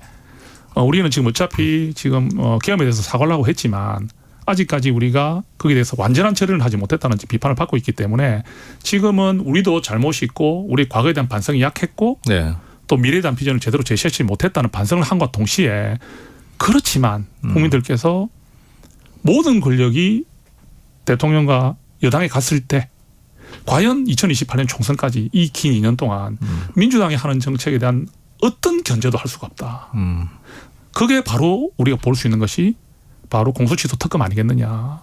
대한민국의 헌법 가치가 흔들리고 견제 기능이 사라지는 이런 독재 국가를 우리는 만들어줄 수 없지 않느냐. 대한민국은 삼권 분립을 분명히 명시하고 있다. 그 이유가 왜 헌법의 기반이 정신이 삼권 분립이냐. 이 부분에 대한 강조를 많이 할 수밖에 없는 것 같아요. 그 부분에서 국민들이 그래서 판단하실 때 그래 지금 뭐 입법, 세법, 사법부도 지금 힘을 못 쓰고 있고 지금 민주당이 공격을 받고 있는데 이 지방 권력까지 또 다 넘어가면 이 정말 어떻게 되는 거야 하는 이런 걱정을 저희들이 공감해 주실 거라고 기대를 합니다. 수도권 살펴봤고 이제 부산, 대구, 경기 지역도 이제 핵심 승부처로 꼽히는 지역인데요. 여기서 이제 뭐 모든 지역이 다 승부처겠습니다만 꼭 여기는 탈원해야 되겠다는 핵심 승부처는 어디라고 보세요? 지금 제일 관심 지역은 우리가 다 중요합니다. 그건 전제로 하겠습니다. 그렇죠. 안 중요한 것이 없습니다. 뭐 강원이라서 안 중요합니까? 너무 중요합니다. 그래도 굳이 우리 앵커께서 꼭 꼽아봐라 한다면 그래도 서울과 부산을 바탕으로 그 두 개가 지금 주목을 많이 받는다 봐야 되겠죠, 그죠? 서울, 부산이요. 특히 부산이 왜 더 그래 됐습니까? 네. 부산에는 또 한동훈 전 대표가 부산 북구갑에 출마까지 했기 때문에 그렇습니다. 더 파이가 커졌습니다. 그래서 이 서울과 부산에서 승부가 상당히 중요하고요. 하나 더 있습니다. 당연할 것으로 생각했던 대구가 과연 보수가 다시 우리에게 대구시장 자리를 줄 것인지. 자, 그렇다면 또 그 차이가 얼마나 날 것인지. 대구를 그대로 수성하더라도 어느 정도의 차이로 수성하느냐. 거기에도 저는 의미가 있다고 생각합니다. 일단 수성할 거라고 보시는 거예요? 저는 대구는 수성해 줄 거라 기대를 합니다. 막판 결집이 강하게 작용할 것 같아요. 그런데 그 결집만으로 생각하기에는 너무 좀 신성을 한다든지 이런 경우는 정말 우리는 미래를 걱정할 수밖에 없거든요. 네. 그래서 저는 지금 이 순간의 포인트는 대구, 부산, 서울이다. 저는 그렇게 봅니다. 지금 부산 북갑에서도 보니까 일단 하정우 후보가 앞서고 있는 가운데 박민식 국민의힘 후보, 한동훈 무소속 후보가 약간 엎치락 뒤치락하고 있는 상황인 것 같습니다. 그 개소식 이후에는 나온 조사를 보면 뭐 좀 일관되게 좀 나온 것 같습니다. 네. 뭐 지금 이제 좀 이번 주가 지나가면은 좀 일반적인 여론조사가 왔다 갔다 보다는 조금 이제 일관되게 나올 가능성이 높다고 저는 생각하고요. 그 지금 이제 5월 10일 개소식을 계기로 해서 조금 변화가 있지 않겠나. 여론의 변화, 또 국민들의 반응. 특히 이 같이 세 명이 동시에 했지 않습니까? 그렇습니다. 그 하정우 후보도 1시간 후에 바로 했거든요. 개소식을 지난 일요일 날 다 했죠. 다 해버렸죠. 이거는 국민들이 모를 수 없을 정도로 너무 이슈가 돼버렸기 때문에 이 부분이 뜨거울 수밖에 없고, 그리고 이제 아까 우리 말씀하신 것처럼 그렇다면 3자 구도로 가느냐 아니면 양자 대결로 좁혀주느냐, 이 부분에 대한 언론의 관심이나 기자들의 어떤 질문은 많이 올 수밖에 없다. 단일화 됩니까? 아니 오늘도 그래 또 저한테 막 단일화 찬성하느냐 반대하느냐를 답을 해라고 연락이 왔는데 또 답을 해라 그래요. 정 의원님 친한계로 분류가 되시잖아요. 답을 해라고 탁 이렇게 오시는데 이렇게 생각합니다. 한동훈 전 대표가 표현을 했지 않습니까? 절대라는 것은 없다. 그러면 단일화를 생각하지 않는데 우리가 정치 세계에서 100% 절대라는 말을 쓰지 않겠다는 말은 단일화에 관심이 없고 또 단일화에 의지하지 않고 단일화를 수단으로 삼겠다는 생각은 하나도 없다. 내 스스로의 힘으로 당당하게 당선될 수 있다는 자신감을 갖고 있지만 우리 주변에 보수에 있는 많은 분들이 걱정을 하게 되는 상황이 올 수 있지 않습니까? 그러니까 0.1%라도 하정우 후보에게 넘어갈 수 있다는 불안감이 생긴다면 그렇다면은 외부에서 걱정하는 이야기들이 많이 들어오겠죠. 그런 상황에서 우리 정치공학적으로 한 대표가 결단을 내려야 되는 상황을 100% 배제할 수 없지 않느냐는 표현을 하신 것 같아요. 시점적으로 지금은 좀 빠른 것 같고요. 개소식 한 지 이틀 됐습니다. 그리고 여론의 추이를 좀 더 지켜보면서 약간 한쪽으로 쏠리는 게 나타나야 되지. 지금은 물론 이제 조금 보이긴 하는데 완전히 쏠렸다고 하기에는 조금 더 기다려보는 그런 여론이 있는 것 같습니다. 그러면은 그 결정을 하는 마지막 그 마지노선은 언제쯤이라고 지금 생각할 수 있을까요? 그 기한은 예상할 수가 없습니다. 자칫 잘못하면 아주 길게 늘어질 수도 있는 부분이고 한데 저는 아무래도 우리 부산의 후보들 지금 이제 부산시장 그다음에 구청장 후보들 시의원 구의원들이 직접 뛰고 있지 않습니까? 근데 이제 부산 북구갑의 이 선거 상황으로 인해서 조금이라도 그러니까 동남풍을 받아야 되는데 동남풍을 받는다는 느낌이 들면 괜찮잖아요. 근데 이 동남풍이 단일화 여부로 인해서 좀 희석이 되고 좀 불안감을 줄 수 있는 상황이라면 우리 부산에 있는 모든 후보들이 이제 여론이 전달되겠죠. 그 시점을 이제 언제로 보느냐가 제일 중요한 것 같거든요. 일단 내일 모레 선관위에 후보 등록을 합니다. 그렇죠. 그럼 끝나고 나면 이제 선관위에 등록된 공식 후보 아니겠습니까? 그래 되면 이제는 완전 후보가 됐기 때문에 목소리가 좀 표출될 것 같아요. 지금은 공천장은 받았지만 그 선관위에 공식적으로 등록된 상태가 아니기 때문에 완전한 후보의 조건을 갖춘 상태에서 이제 선거전에 들어갔을 때 본인의 이제 당락이 결정되는 이런 엄중한 상황이기 때문에 그때쯤 되면 우리 보수의 승리를 위해서 또 부산의 승리를 위해서라도 어떻게 해달라는 요구는 지금보다 훨씬 강해지지 않겠습니까? 네. 부산 진구갑이 이제 지역구시고 예. 부산 다녀오셨을 거 아니에요? 자주 갑니다. 네. 지금 또 오늘 저녁에 내려가야 됩니다. 분위기 어떻습니까? 부산 전체 말씀이시죠? 네, 부산 전체도 그렇고 부산 북구를 봤을 때도 부산 전체 같은 경우도 분명히 올라왔습니다. 분위기는 올라왔습니다. 올라왔는데 분위기가 올라왔다는 그 자체가 이게 우리가 이제 이길 수 있다는 희망을 갖는 정도까지는 아직 못 갔거든요. 네. 예. 그렇다면은 지금 여기서 우리 부산이 지금 결집은 좀 해주고 있는데 이 결집이라는 게 또 되다가도 어느 선에서 또 멈추거든요. 그러니까 우리가 늘 보면 자꾸 젖잘사 이런 말 저는 안 썼으면 좋겠어요. 그 5%에서 8%를 극복 못하는 게 예. 그거는 그 5%의 8%의 의미가 너무 크거든요. 네네. 끌어당길 걸 다 끌어당겼는데 마지막 남은 5에서 8%가 극복이 안 되는 게 이게 그걸 자꾸 젖잘사로 표현하는 사람들이 있단 말이죠. 그건 잘못된 거거든요. 예, 그래서 저는 우리 부산의 분위기가 지금 호전은 됐다. 호전은 됐지만 아직까지 갈 길이 멀다. 그래서 이게 남은 기간 동안 최선을 다해야 된다. 이런 분위기로 말씀드리고 싶고 북각 같은 경우는 이제 한동훈 전 대표와 이제 박민수 후보 간의 지금 이 경쟁이 어떻게 정리되느냐. 지금은 갈 길을 가고 있지 않습니까? 정제에 따라서 거기에 보수가 더 탄력을 받을 수도 있고. 예. 저는 지난번에 그 한동훈 대표 개소식에서 좀 아쉬웠던 부분이요. 당 지도부가 올 수는 있죠. 저도 친한계를 하지만은 뭐 당 지도부가 그 국민의힘 후보한 공천 한 분에 간다는 거 어떻게 맞겠습니까? 근데 네. 저는 좀 아쉬웠던 부분이 많은 중진들께서 같이 가셔가지고 거기서 굳이 그래 내려가시지 않으셔도 안 되겠나 하는 아쉬움이 있어요. 그만큼 중요한 지역이라는 예, 그게 어떻게 보면 아니겠어요? 한동훈 전 대표가 우리 당의 후보가 아니라 하더라도 네. 분명히 우리 당으로 돌아오겠다고 했고 또 지금 더불어민주당 후보가 아니거든요. 그렇다면은 당 지도부가 취할 수 있는 행동 그 판단도 있겠지만 중진들께서는 좀 더 멀리 보고 그러면 우리가 지금 단일화 주장을 하는 사람들이 친한계가 주장을 합니까? 아니거든요. 박형준 부산시장도 단일화 주장했지 않습니까? 네. 그럼 이런 분들이 왜 그런 말을 하겠어요? 그래서 대승적으로 좀 봐주시면 좋지 않겠나 이런 생각이 듭니다. 친한계 의원들은 그날 한동훈 후보 사무실 개소식에는 못 가신 거죠? 가고 싶었으나. 예, 이렇게 뭐 말씀을 드리면 사실은 한동훈 전 대표께서 극구 만류하셨습니다. 적극적으로. 오지 말아달라. 예, 그러니까 그러면 그래도 나는 가겠다는 분이 있다면 한 두세 명이라도 왔을 수 있지 않습니까? 근데 한 명도 안 갔어요. 네. 그렇게 따져보면 한 대표의 의지가 강하게 작용했다 보시는 게 맞는 것 같고요. 그 이유는요. 그거는 뭐 한 대표의 어떤 의지가 작용할까? 그 대표께서 이렇게 보신 것 같아요. 이게 개소식 하기 전에 벌써부터 당 지도부와 중진들이 대거 간다는 이야기가 소식이 많이 전해졌죠. 예.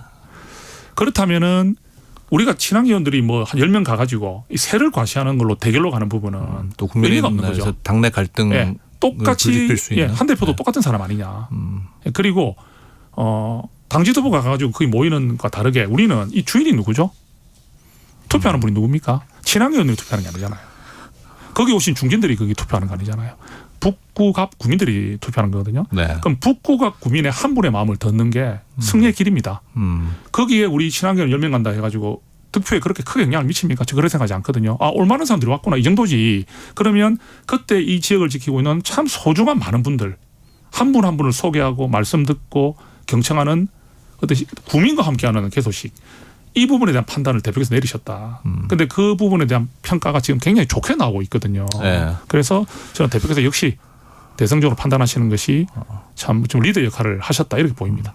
근데 어쨌건 국민의힘 후보인 박민식 후보나 또 한동훈 후보나 지금 하정우 후보를 이겨야 되는 게 지상 목표란 말이죠. 근데 지금 일단 여론조사 결과는 하정우 후보가 뭐 계속 앞서가고 있습니다. 예. 이것도 시간이 지나면 달라질 거란 말씀인가요? 그래서 이제 우리가 분명히 이제 이런 현상이 있을 수 있겠죠. 그 국민의힘 후보 중에 한정훈 전 대표나 박민식 후보가 좀 우열이 가려지면서 한 사람으로 몰리게 된다면 그 몰리는 상황에서 하정우 후보와 접전까지는 갈 수 있다고 예상을 하지만 압도하기에는 3자 구도가 좀 불리하다는 이야기가 나오지 않습니까? 네. 그죠? 그런 상황에서 우리가 지금 이 지역은 칠 수가 없는 지역이잖아요. 왜 그렇습니까? 지금은요 북구갑의 의미가 또 새로 추가됐잖아요. 하정우 후보는 이재명 대통령의 대리인의 형태로 내려왔습니다. 예. 그리고 전재수 후보가 유일하게 가지고 있던 의석입니다. 네. 자, 그렇다면은 여기는 그냥 국회의원 보궐선거 한 석이 아닙니다. 그래서 100% 이기는 길로 가야 한다는 이야기들이 쏟아져 나올 것이다. 예. 그래서 일정 시점이 되면 한쪽 후보로 쏠릴 것이라는 그런 이야기들이 좀 들리고 있어요. 네. 얼마 전에 또 그 논란이 됐던 게 이제 한 전 대표가 연설을 준비 중이었는데 그 옆에 있던 이제 카메라 기자가 낙상하는 그 장면이 포착됐습니다. 이걸 어떻게 보셨습니까? 제가 정확하게 말씀드릴게요. 네. 저도 봤는데 한동훈 대표의 시선이 앞에 있는 상태에서 넘어졌고요. 그리고 뒤를 돌아보는. 살짝 보긴 봤단 말이죠. 네. 아니 뭐 제가 볼 때는 못 본 정황이라고. 그 상황은 인식을 예. 못했다. 한번 다시 봐보십시오. 네. 그 영상이 악의적으로 편집된 영상 말고 실제 영상을 보면 넘어진 이후로 고개를 돌리는 모습으로 저는 판단했습니다. 그래서 참 이거는 좀 너무 이거는 좀 악의적인 것이고 또 네. 실제로 그 영상을 정확하게 본다면 국민들이 누구나 판단할 수 있는 상황이었다고 저는 말씀드리고 싶습니다. 네. 알겠습니다. 그 전재수 더불어민주당 부산시장 후보 예. 보좌진들이 그 압수수색 앞두고 사무실 PC 초기화하고 이제 하드디스크를 뭐 망치로 훼손했다 예. 이런 그 얘기들이 다시 이제 또 불거져 나오고 있습니다. 예, 지금 TV 토론에서 많이 좀 나오고 있죠. 박형준 네. 시장과의 관계. 이 상황은 어떻게 보세요, 정 의원님께서는? 아니 저희도 뭐 전재수 방지법 발의인 거 아시지 않습니까? 네네. 부산 의원들이. 그게 이제 부당한 지시에 보좌관들이 따르지 않을 권리를 이제 법안으로 만드신다는 예, 거죠. 그 전재수 우리 후보 같은 경우는 지금 뭐 공소시효가 지났기 때문에 불기소 처분을 했지만 그 보좌진은 지금 4명이 지금 불구속 기소된 상태 아닙니까? 네. 그러니까 그게 과연 지시 없이 했겠느냐는 우리는 의혹은 제기할 수밖에 없는 거죠. 그거는 의원님들이 더 뭐 잘 알고 계실 그렇죠. 의원실의 그래서 분위기라는 거 맞습니다. 그래서 이게 결론은 딱 핵심은 그겁니다. 국회의원의 부당 지시 금지. 부당 지시 금지. 그러니까 부당한 지시를 거부할 수 있는 권한 이런 부분에 대한 이야기를 하고 있습니다. 그래서 지금 부산시장 후보 TV 토론에서는 앞으로 지방선 끝날 때까지 이 이야기는 이슈가 될 수밖에 없다. 네. 예, 그렇게 생각합니다. 네. 정 의원님께서는 또 이제 교사 출신이시고 교총 회장도 하셨고 예. 교육 분야에 이제 관심이 많은 걸로 알고 있는데 이번에 지방선거에서 이제 교육감 선거도 같이 치러지지 않습니까? 예. 교육 현안 가운데 가장 유권자들한테 좀 호소할 만한 건 민감한 이슈는 어떤 거라고 보세요? 제가 지금 이제 교직을 그만둔 지가 한 4년 정도 됐습니다. 네. 한국교총 회장 재임과 국회의원 시간이 한 4년 됐으니까 또 4년 사이 너무 변했어요. 네. 그때도 교권 침해가 심했지만 지금처럼 그 학교 운동회를 하지 마라 이런 건 아니었거든요. 그러니까 저희 애들도 저 뭐 수학여행 뭐 체험학습 못 가게 되는 걸 굉장히 섭섭하게 생각하더라고요. 그 심지어 점심시간에 뛰어노는 것도 지금 안 하는 학교들이 생기고 있다던데. 운동장 못 나가게 해요. 이게 정말 이게 2026년에 대한민국 교육 현실이 이게 맞습니까? 이 아이들이 어떻게 해야 되죠 그러면? 제가 학교에 있을 때요. 아이들이 제일 좋아하는 시간이 어떤 시간인 것 같아요? 체육입니다. 그렇죠. 남녀 불문입니다. 제일 기다리는 게 체육입니다. 다칠까 봐 못 한다면서요? 근데 다칠까 봐 못 한다 된다면은 우리가 뭐 자전거 타다가도 자전거 넘어질까 못 하는 거잖아요. 아무것도 할 수 없잖아요. 우리가 헬스 같은 거 할 때 그 이렇게 또 근육 다치고 한다고 그럼 헬스를 안 합니까? 네. 아이들을 그렇게 환경을 줘서 될까요? 그래서 지금 교권 침해 사안은 뭐 더 설명할 수 없을 정도 심각하지 않습니까? 요즘 나고 있는 사건들 보면은 뭐 폭행 이런 거는 일상화되어 있는 거 같고 선생님을 향한 폭행. 네. 그래서 제가 그 선생님을 향한 교권 침해 사안, 그러니까 심각한 교권 침해 사안은 학생생활 기록부에 기록하는 법안. 그 다음에 일회성이라 하더라도 아주 현저하게 잘못이 있을 때는 책임을 묻는 악성민원에 대해서 그런 법안을 발의했고요. 그리고 이 교권에 대한 부분들이 보호가 되지 않으면 선생님들은 이제 무기력한 학교가 됩니다. 예. 무기력한 학교라는 거는 방임하는 거죠. 예. 방임하고 싶어 하는 게 아니라 방임할 수밖에 없는 교육이 되는 이 현실을 우리 국민들과 학부모님들께서 바로 인지하시고 선생님들에게 마음껏 가르칠 수 있는 소신 있게 가르칠 수 있는 학교를 만들어 주셔야 되지 않겠습니까? 그러니까 그런 의미에서 또 어떤 교육감이 뽑히느냐도 굉장히 중요하겠네요. 예, 이 교육감님들이 우리가 보통 성향을 나눌 때 보수 교육감, 진보 교육감 나누잖아요. 때로는 중도를 표현하기도 하는데 일상적으로 보면은 우리 진보 교육감이라는 분들이 학생 인권을 많이 강조해요. 예, 그러니까 학생 인권 조례에 나와 있는 가장 큰 폐단 중에 하나가 그거지 않습니까? 엎드려 자는 학생이 휴식권 이런 식으로 말을 쓰거든. 그 선생님 깨우지 말라는 거죠. 이게 인권입니까? 이런 부분들이 지금까지 계속 충돌을 해왔어요. 그런데 교권과 인권을 학생 인권과 교권을 상충되지 않는데 자꾸 그러면서도 아니 학생을 수업 시간에 자는 학생을 선생님이 깨워서 수업을 듣게 하려는 그조차도 학생 인권에 침해가 될 수 있다는 식으로 주장을 해버리면 어떤 선생님이 적극적으로 학생을 가르칠 수가 있습니까? 네. 그래서 또 학력자 문제 이런 부분들이 지금 교육감들의 성향이 좀 구분이 되기 때문에 교육감 선거에 대해서도 우리 국민들께서 잘 판단하실 것이다 이렇게 생각합니다. 오늘 인터뷰 마치면서요. 이번 선거에서 국민의힘이 왜 선택받아야 하는지 의원님께서 짧게 한 말씀 부탁드립니다. 뭐 저는 국민의힘의 한 명의 의원이지만 그래도 우리 국민을 대표하는 국회의원으로서 우리 국민의힘이 지금까지 보여줬던 부분 중에서 국민들께 실망을 드렸던 부분들 정말 죄송한 마음이 크지만 지금 이 권력들이 다 민주당과 이재명 대통령에 넘어가고 사법부의 기능마저 지금 견제 기능마저 제대로 작동하지 않는 이 현실에서 마지막 남아있는 이 지방 권력, 뿔뿔이 지방 권력까지 민주당이 모두 넘어간다면 과연 이 대한민국은 이제 누구를 위한 권력이며 그 견제는 누가 할 것이며 여기에 대한 걱정을 국민들께 드리지 않을 수 없습니다. 네. 국민 여러분께서 마지막 견제 기능을 할 수 있는 우리 정당, 대한정당으로서 우리 국민의힘을 지지해 주신다면 이번 지방선거를 계기로 우리 국민의힘이 다시 태어날 수 있는 계기가 되지 않겠습니까? 또 이 지방선거를 계기로 우리가 국민들께 만약 보답을 받는다면 우리가 다시 깨어나는 노력을 하지 않겠습니까? 더 처절한 반성도 있고 더 나아가는 미래를 또 제시할 수 있는 그런 저희들의 기반이 새로 생길 수 있다고 보거든요. 잘못에 대해서는 채찍을 하시되 저희들이 다시 이 국가를 위해서 일할 수 있는 기회를 주시기를 간곡히 부탁드리고 싶습니다. 알겠습니다. 오늘 시간 내주셔서 고맙습니다. 고맙습니다. 네, 정성국 국민의힘 의원과 이야기 나눴습니다. 넘치는 정보 속 필승 전략. 당신의 갓생을 위한 일타쌍피 요약본. KBS 1라디오 세상의 모든 정보 윤인구입니다. 일상의 감각을 깨우는 시간. 살롱드 문화 코스모스. 전 세계 영화인들의 축제 제79회 칸 국제영화제가 막을 올렸습니다. 살롱드 문화 코스모스 올해 칸 영화제 관전 포인트 그리고 살펴봐야 할 점들 김선영 대중문화평론가와 깊이 있게 들여다보겠습니다. 어서 오십시오. 안녕하세요. 네. 유독 한국 영화계가 들떠 있는 거는 이제 이번에 칸 영화제 4편이 출품이 됐죠. 네. 작년에는 또 없었잖아요. 없었잖아요. 네. 주요 공식 분야에 한 편도 초청을 받지 못해서 올해는 이제 너무 정반대의 분위기가 형성이 돼서 뭐 연초에 천만 영화도 나오고 그래서 조금 희망찬 분위기가 이어지고 있어요. 올해 칸 영화제 어떤지 좀 설명을 해주실까요? 어떻게 되는지? 일단 칸 영화제가 이제 그동안 지금 현재 뭐 전체의 지정학적 위기 때문에 영화제에서 뭐 그런 지정학적 위기에 대해서 어떻게 정치적인 이슈를 담아내야 되느냐 뭐 이런 논쟁이 있었는데 칸 영화제는 이번에 영화의 근본으로 돌아가자 이런 정신을 가지고 이번에 또 박찬욱 감독이 이제 심사위원장이 되셨잖아요. 그래서 박찬욱 감독도 국적이라든지 인종이라든지 뭐 정치라든지 이런 메시지를 제외하고 정말 보편적으로 명작으로 남을 수 있는 작품을 발굴을 하겠다라고 선언을 한 상태예요. 그래서 올해 칸 영화 정신을 키워드를 한마디로 꼽는다면 영화의 근본으로 돌아가자라는 것 같습니다.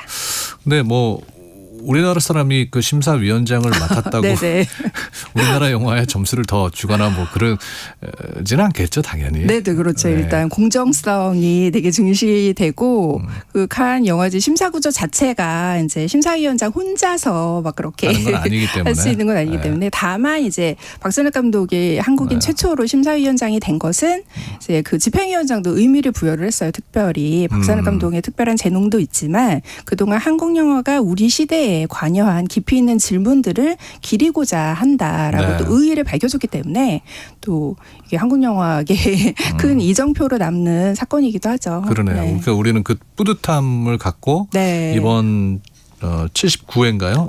칸 국제영화제를 살펴보면 될 것 같습니다. 이번에 박찬욱 감독이 그러니까 경쟁 부문 심사위원장을 맡았고 함께 심사하는 위원들은 어떤 사람들이에요? 일단 뭐 9명의 심사위원이 있고요. 대중에게 가장 낯익은 인물로는 이제 배우 데미무어가 이번에 심사위원으로 참여를 했고요.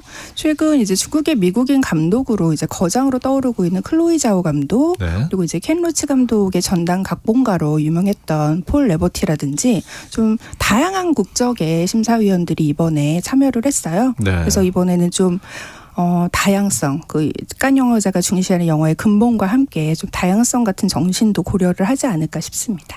올해 우리 영화는 어떤 영화들이 출품이 됐습니까? 일단 가장 기대를 모으고 있는 경쟁 부분에 4년 만에 진출을 한 나홍진 감독의 호프가 일단 화제를 모으고 있고요.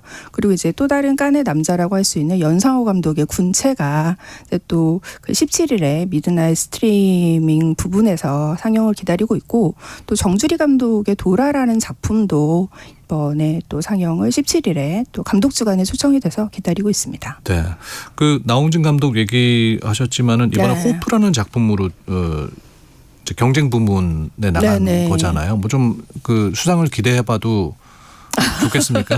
일단 섣부른 기대는 금물이지만 가장 관심을 모으고 있는 작품인 건 맞아요. 왜냐하면 그래요?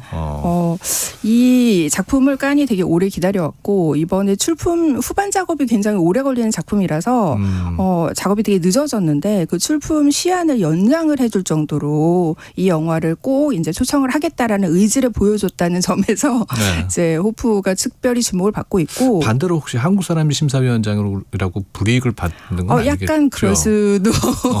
그래서 약간 그게 약간 걱정이 되네 갑자기. 기대하기는 어려운데, 다만 박찬욱 감독이 이제 주장한 것은 영화 자체의 독창적인 완성도를 보겠다라고 강조를 했기 때문에 네. 또 그런 부분에서는 나홍진 감독이 또 뒤지지 않는 그런 또 힘을 가지고 있기 때문에 이번에 호프도 좀 기대를 해봐야 되지 않을까 싶어요. 네. 또 이 작품이 이제 눈여겨봐야 될 게 네. 배급사가 네온이거든요. 해외 배급사가. 근데 이 네온이라는 배급사가 지금 6년 연속 황금 종려상을 배출한 기록을 가지고 있어요. 그래요. 기생충부터 이 기록이 시작이 됐거든요. 그래서 호프도 이번에 네온에서 배급을 맡아서 샌들 잡았네요. 이어가며 좋지 않을까. 성구한 좋은 데가 선택을 했으니까. 근데 나홍진 감독 하면은 혹시 이제 잘 모르시는 분들도 있을 것 같아서 네. 보니까 저는 이 전작들을 다 봤더라고요. 그렇죠. 굉장히 유명한 흥행에도 많이 작품들이. 성공을 했죠. 네. 추격자로 추격자. 일단 혜성처럼 데뷔를 했고요. 그다음에 거기에서 하정우 씨가 엄청난 스타로 떠올랐잖아요. 그래서 그러니까요. 하정우 씨를 또 주연으로 해서 이제 김윤석 배우와 촬영을 한 황해라는 작품도 있고요. 네. 전작들이 전부 다 깐에 초청을 받았어요. 그리고 이제 최근에는 곡성이라는 곡성. 작품이 있죠. 이 작품도 깐에 역시 초청을 받았고, 사실 호프는 4번째 작품이고 경쟁 부분은 처음 진출이에요. 근데 알려진 정보가 아직은 많지 않거든요. 황정민 배우가 주연이라면서요? 맞습니다. 네. 그리고 조인성 씨가 또 조인성 주연을 씨 나와요? 맡았고요. 캐스팅이 굉장히 화려해요. 헐리우드 배우인 마이클 패스빈더, 네. 그리고 부부죠. 알리시아 바켄데르까지 헐리우드 배우들이 또 라인업에 등장을 해서 이건 캐스팅만 봐도 도대체 어떤 작품이 나올지 좀 이제 궁금증이 커지는 그런 작품입니다. 네. 좀 이 호프라는 작품이 기존의 나홍진 감독 스타일하고 좀 달라요? 왜 그런 말이 나오냐면 일단은 나홍진 감독의 전작들을 보면은 메인 장르가 스릴러거든요. 네. 근데 이제 이 작품도 물론 스릴러를 기본으로 하고는 있는데, 그러니까 작품의 주요 공개된 한 줄 정보를 보면 한국의 비무장지대 항구마을에 어떤 미지의 생명체가 등장을 해서 마을 사람들을 공격을 하니까 그 생명체를 마을 사람들이 이제 추적을 하는 그런 내용이에요.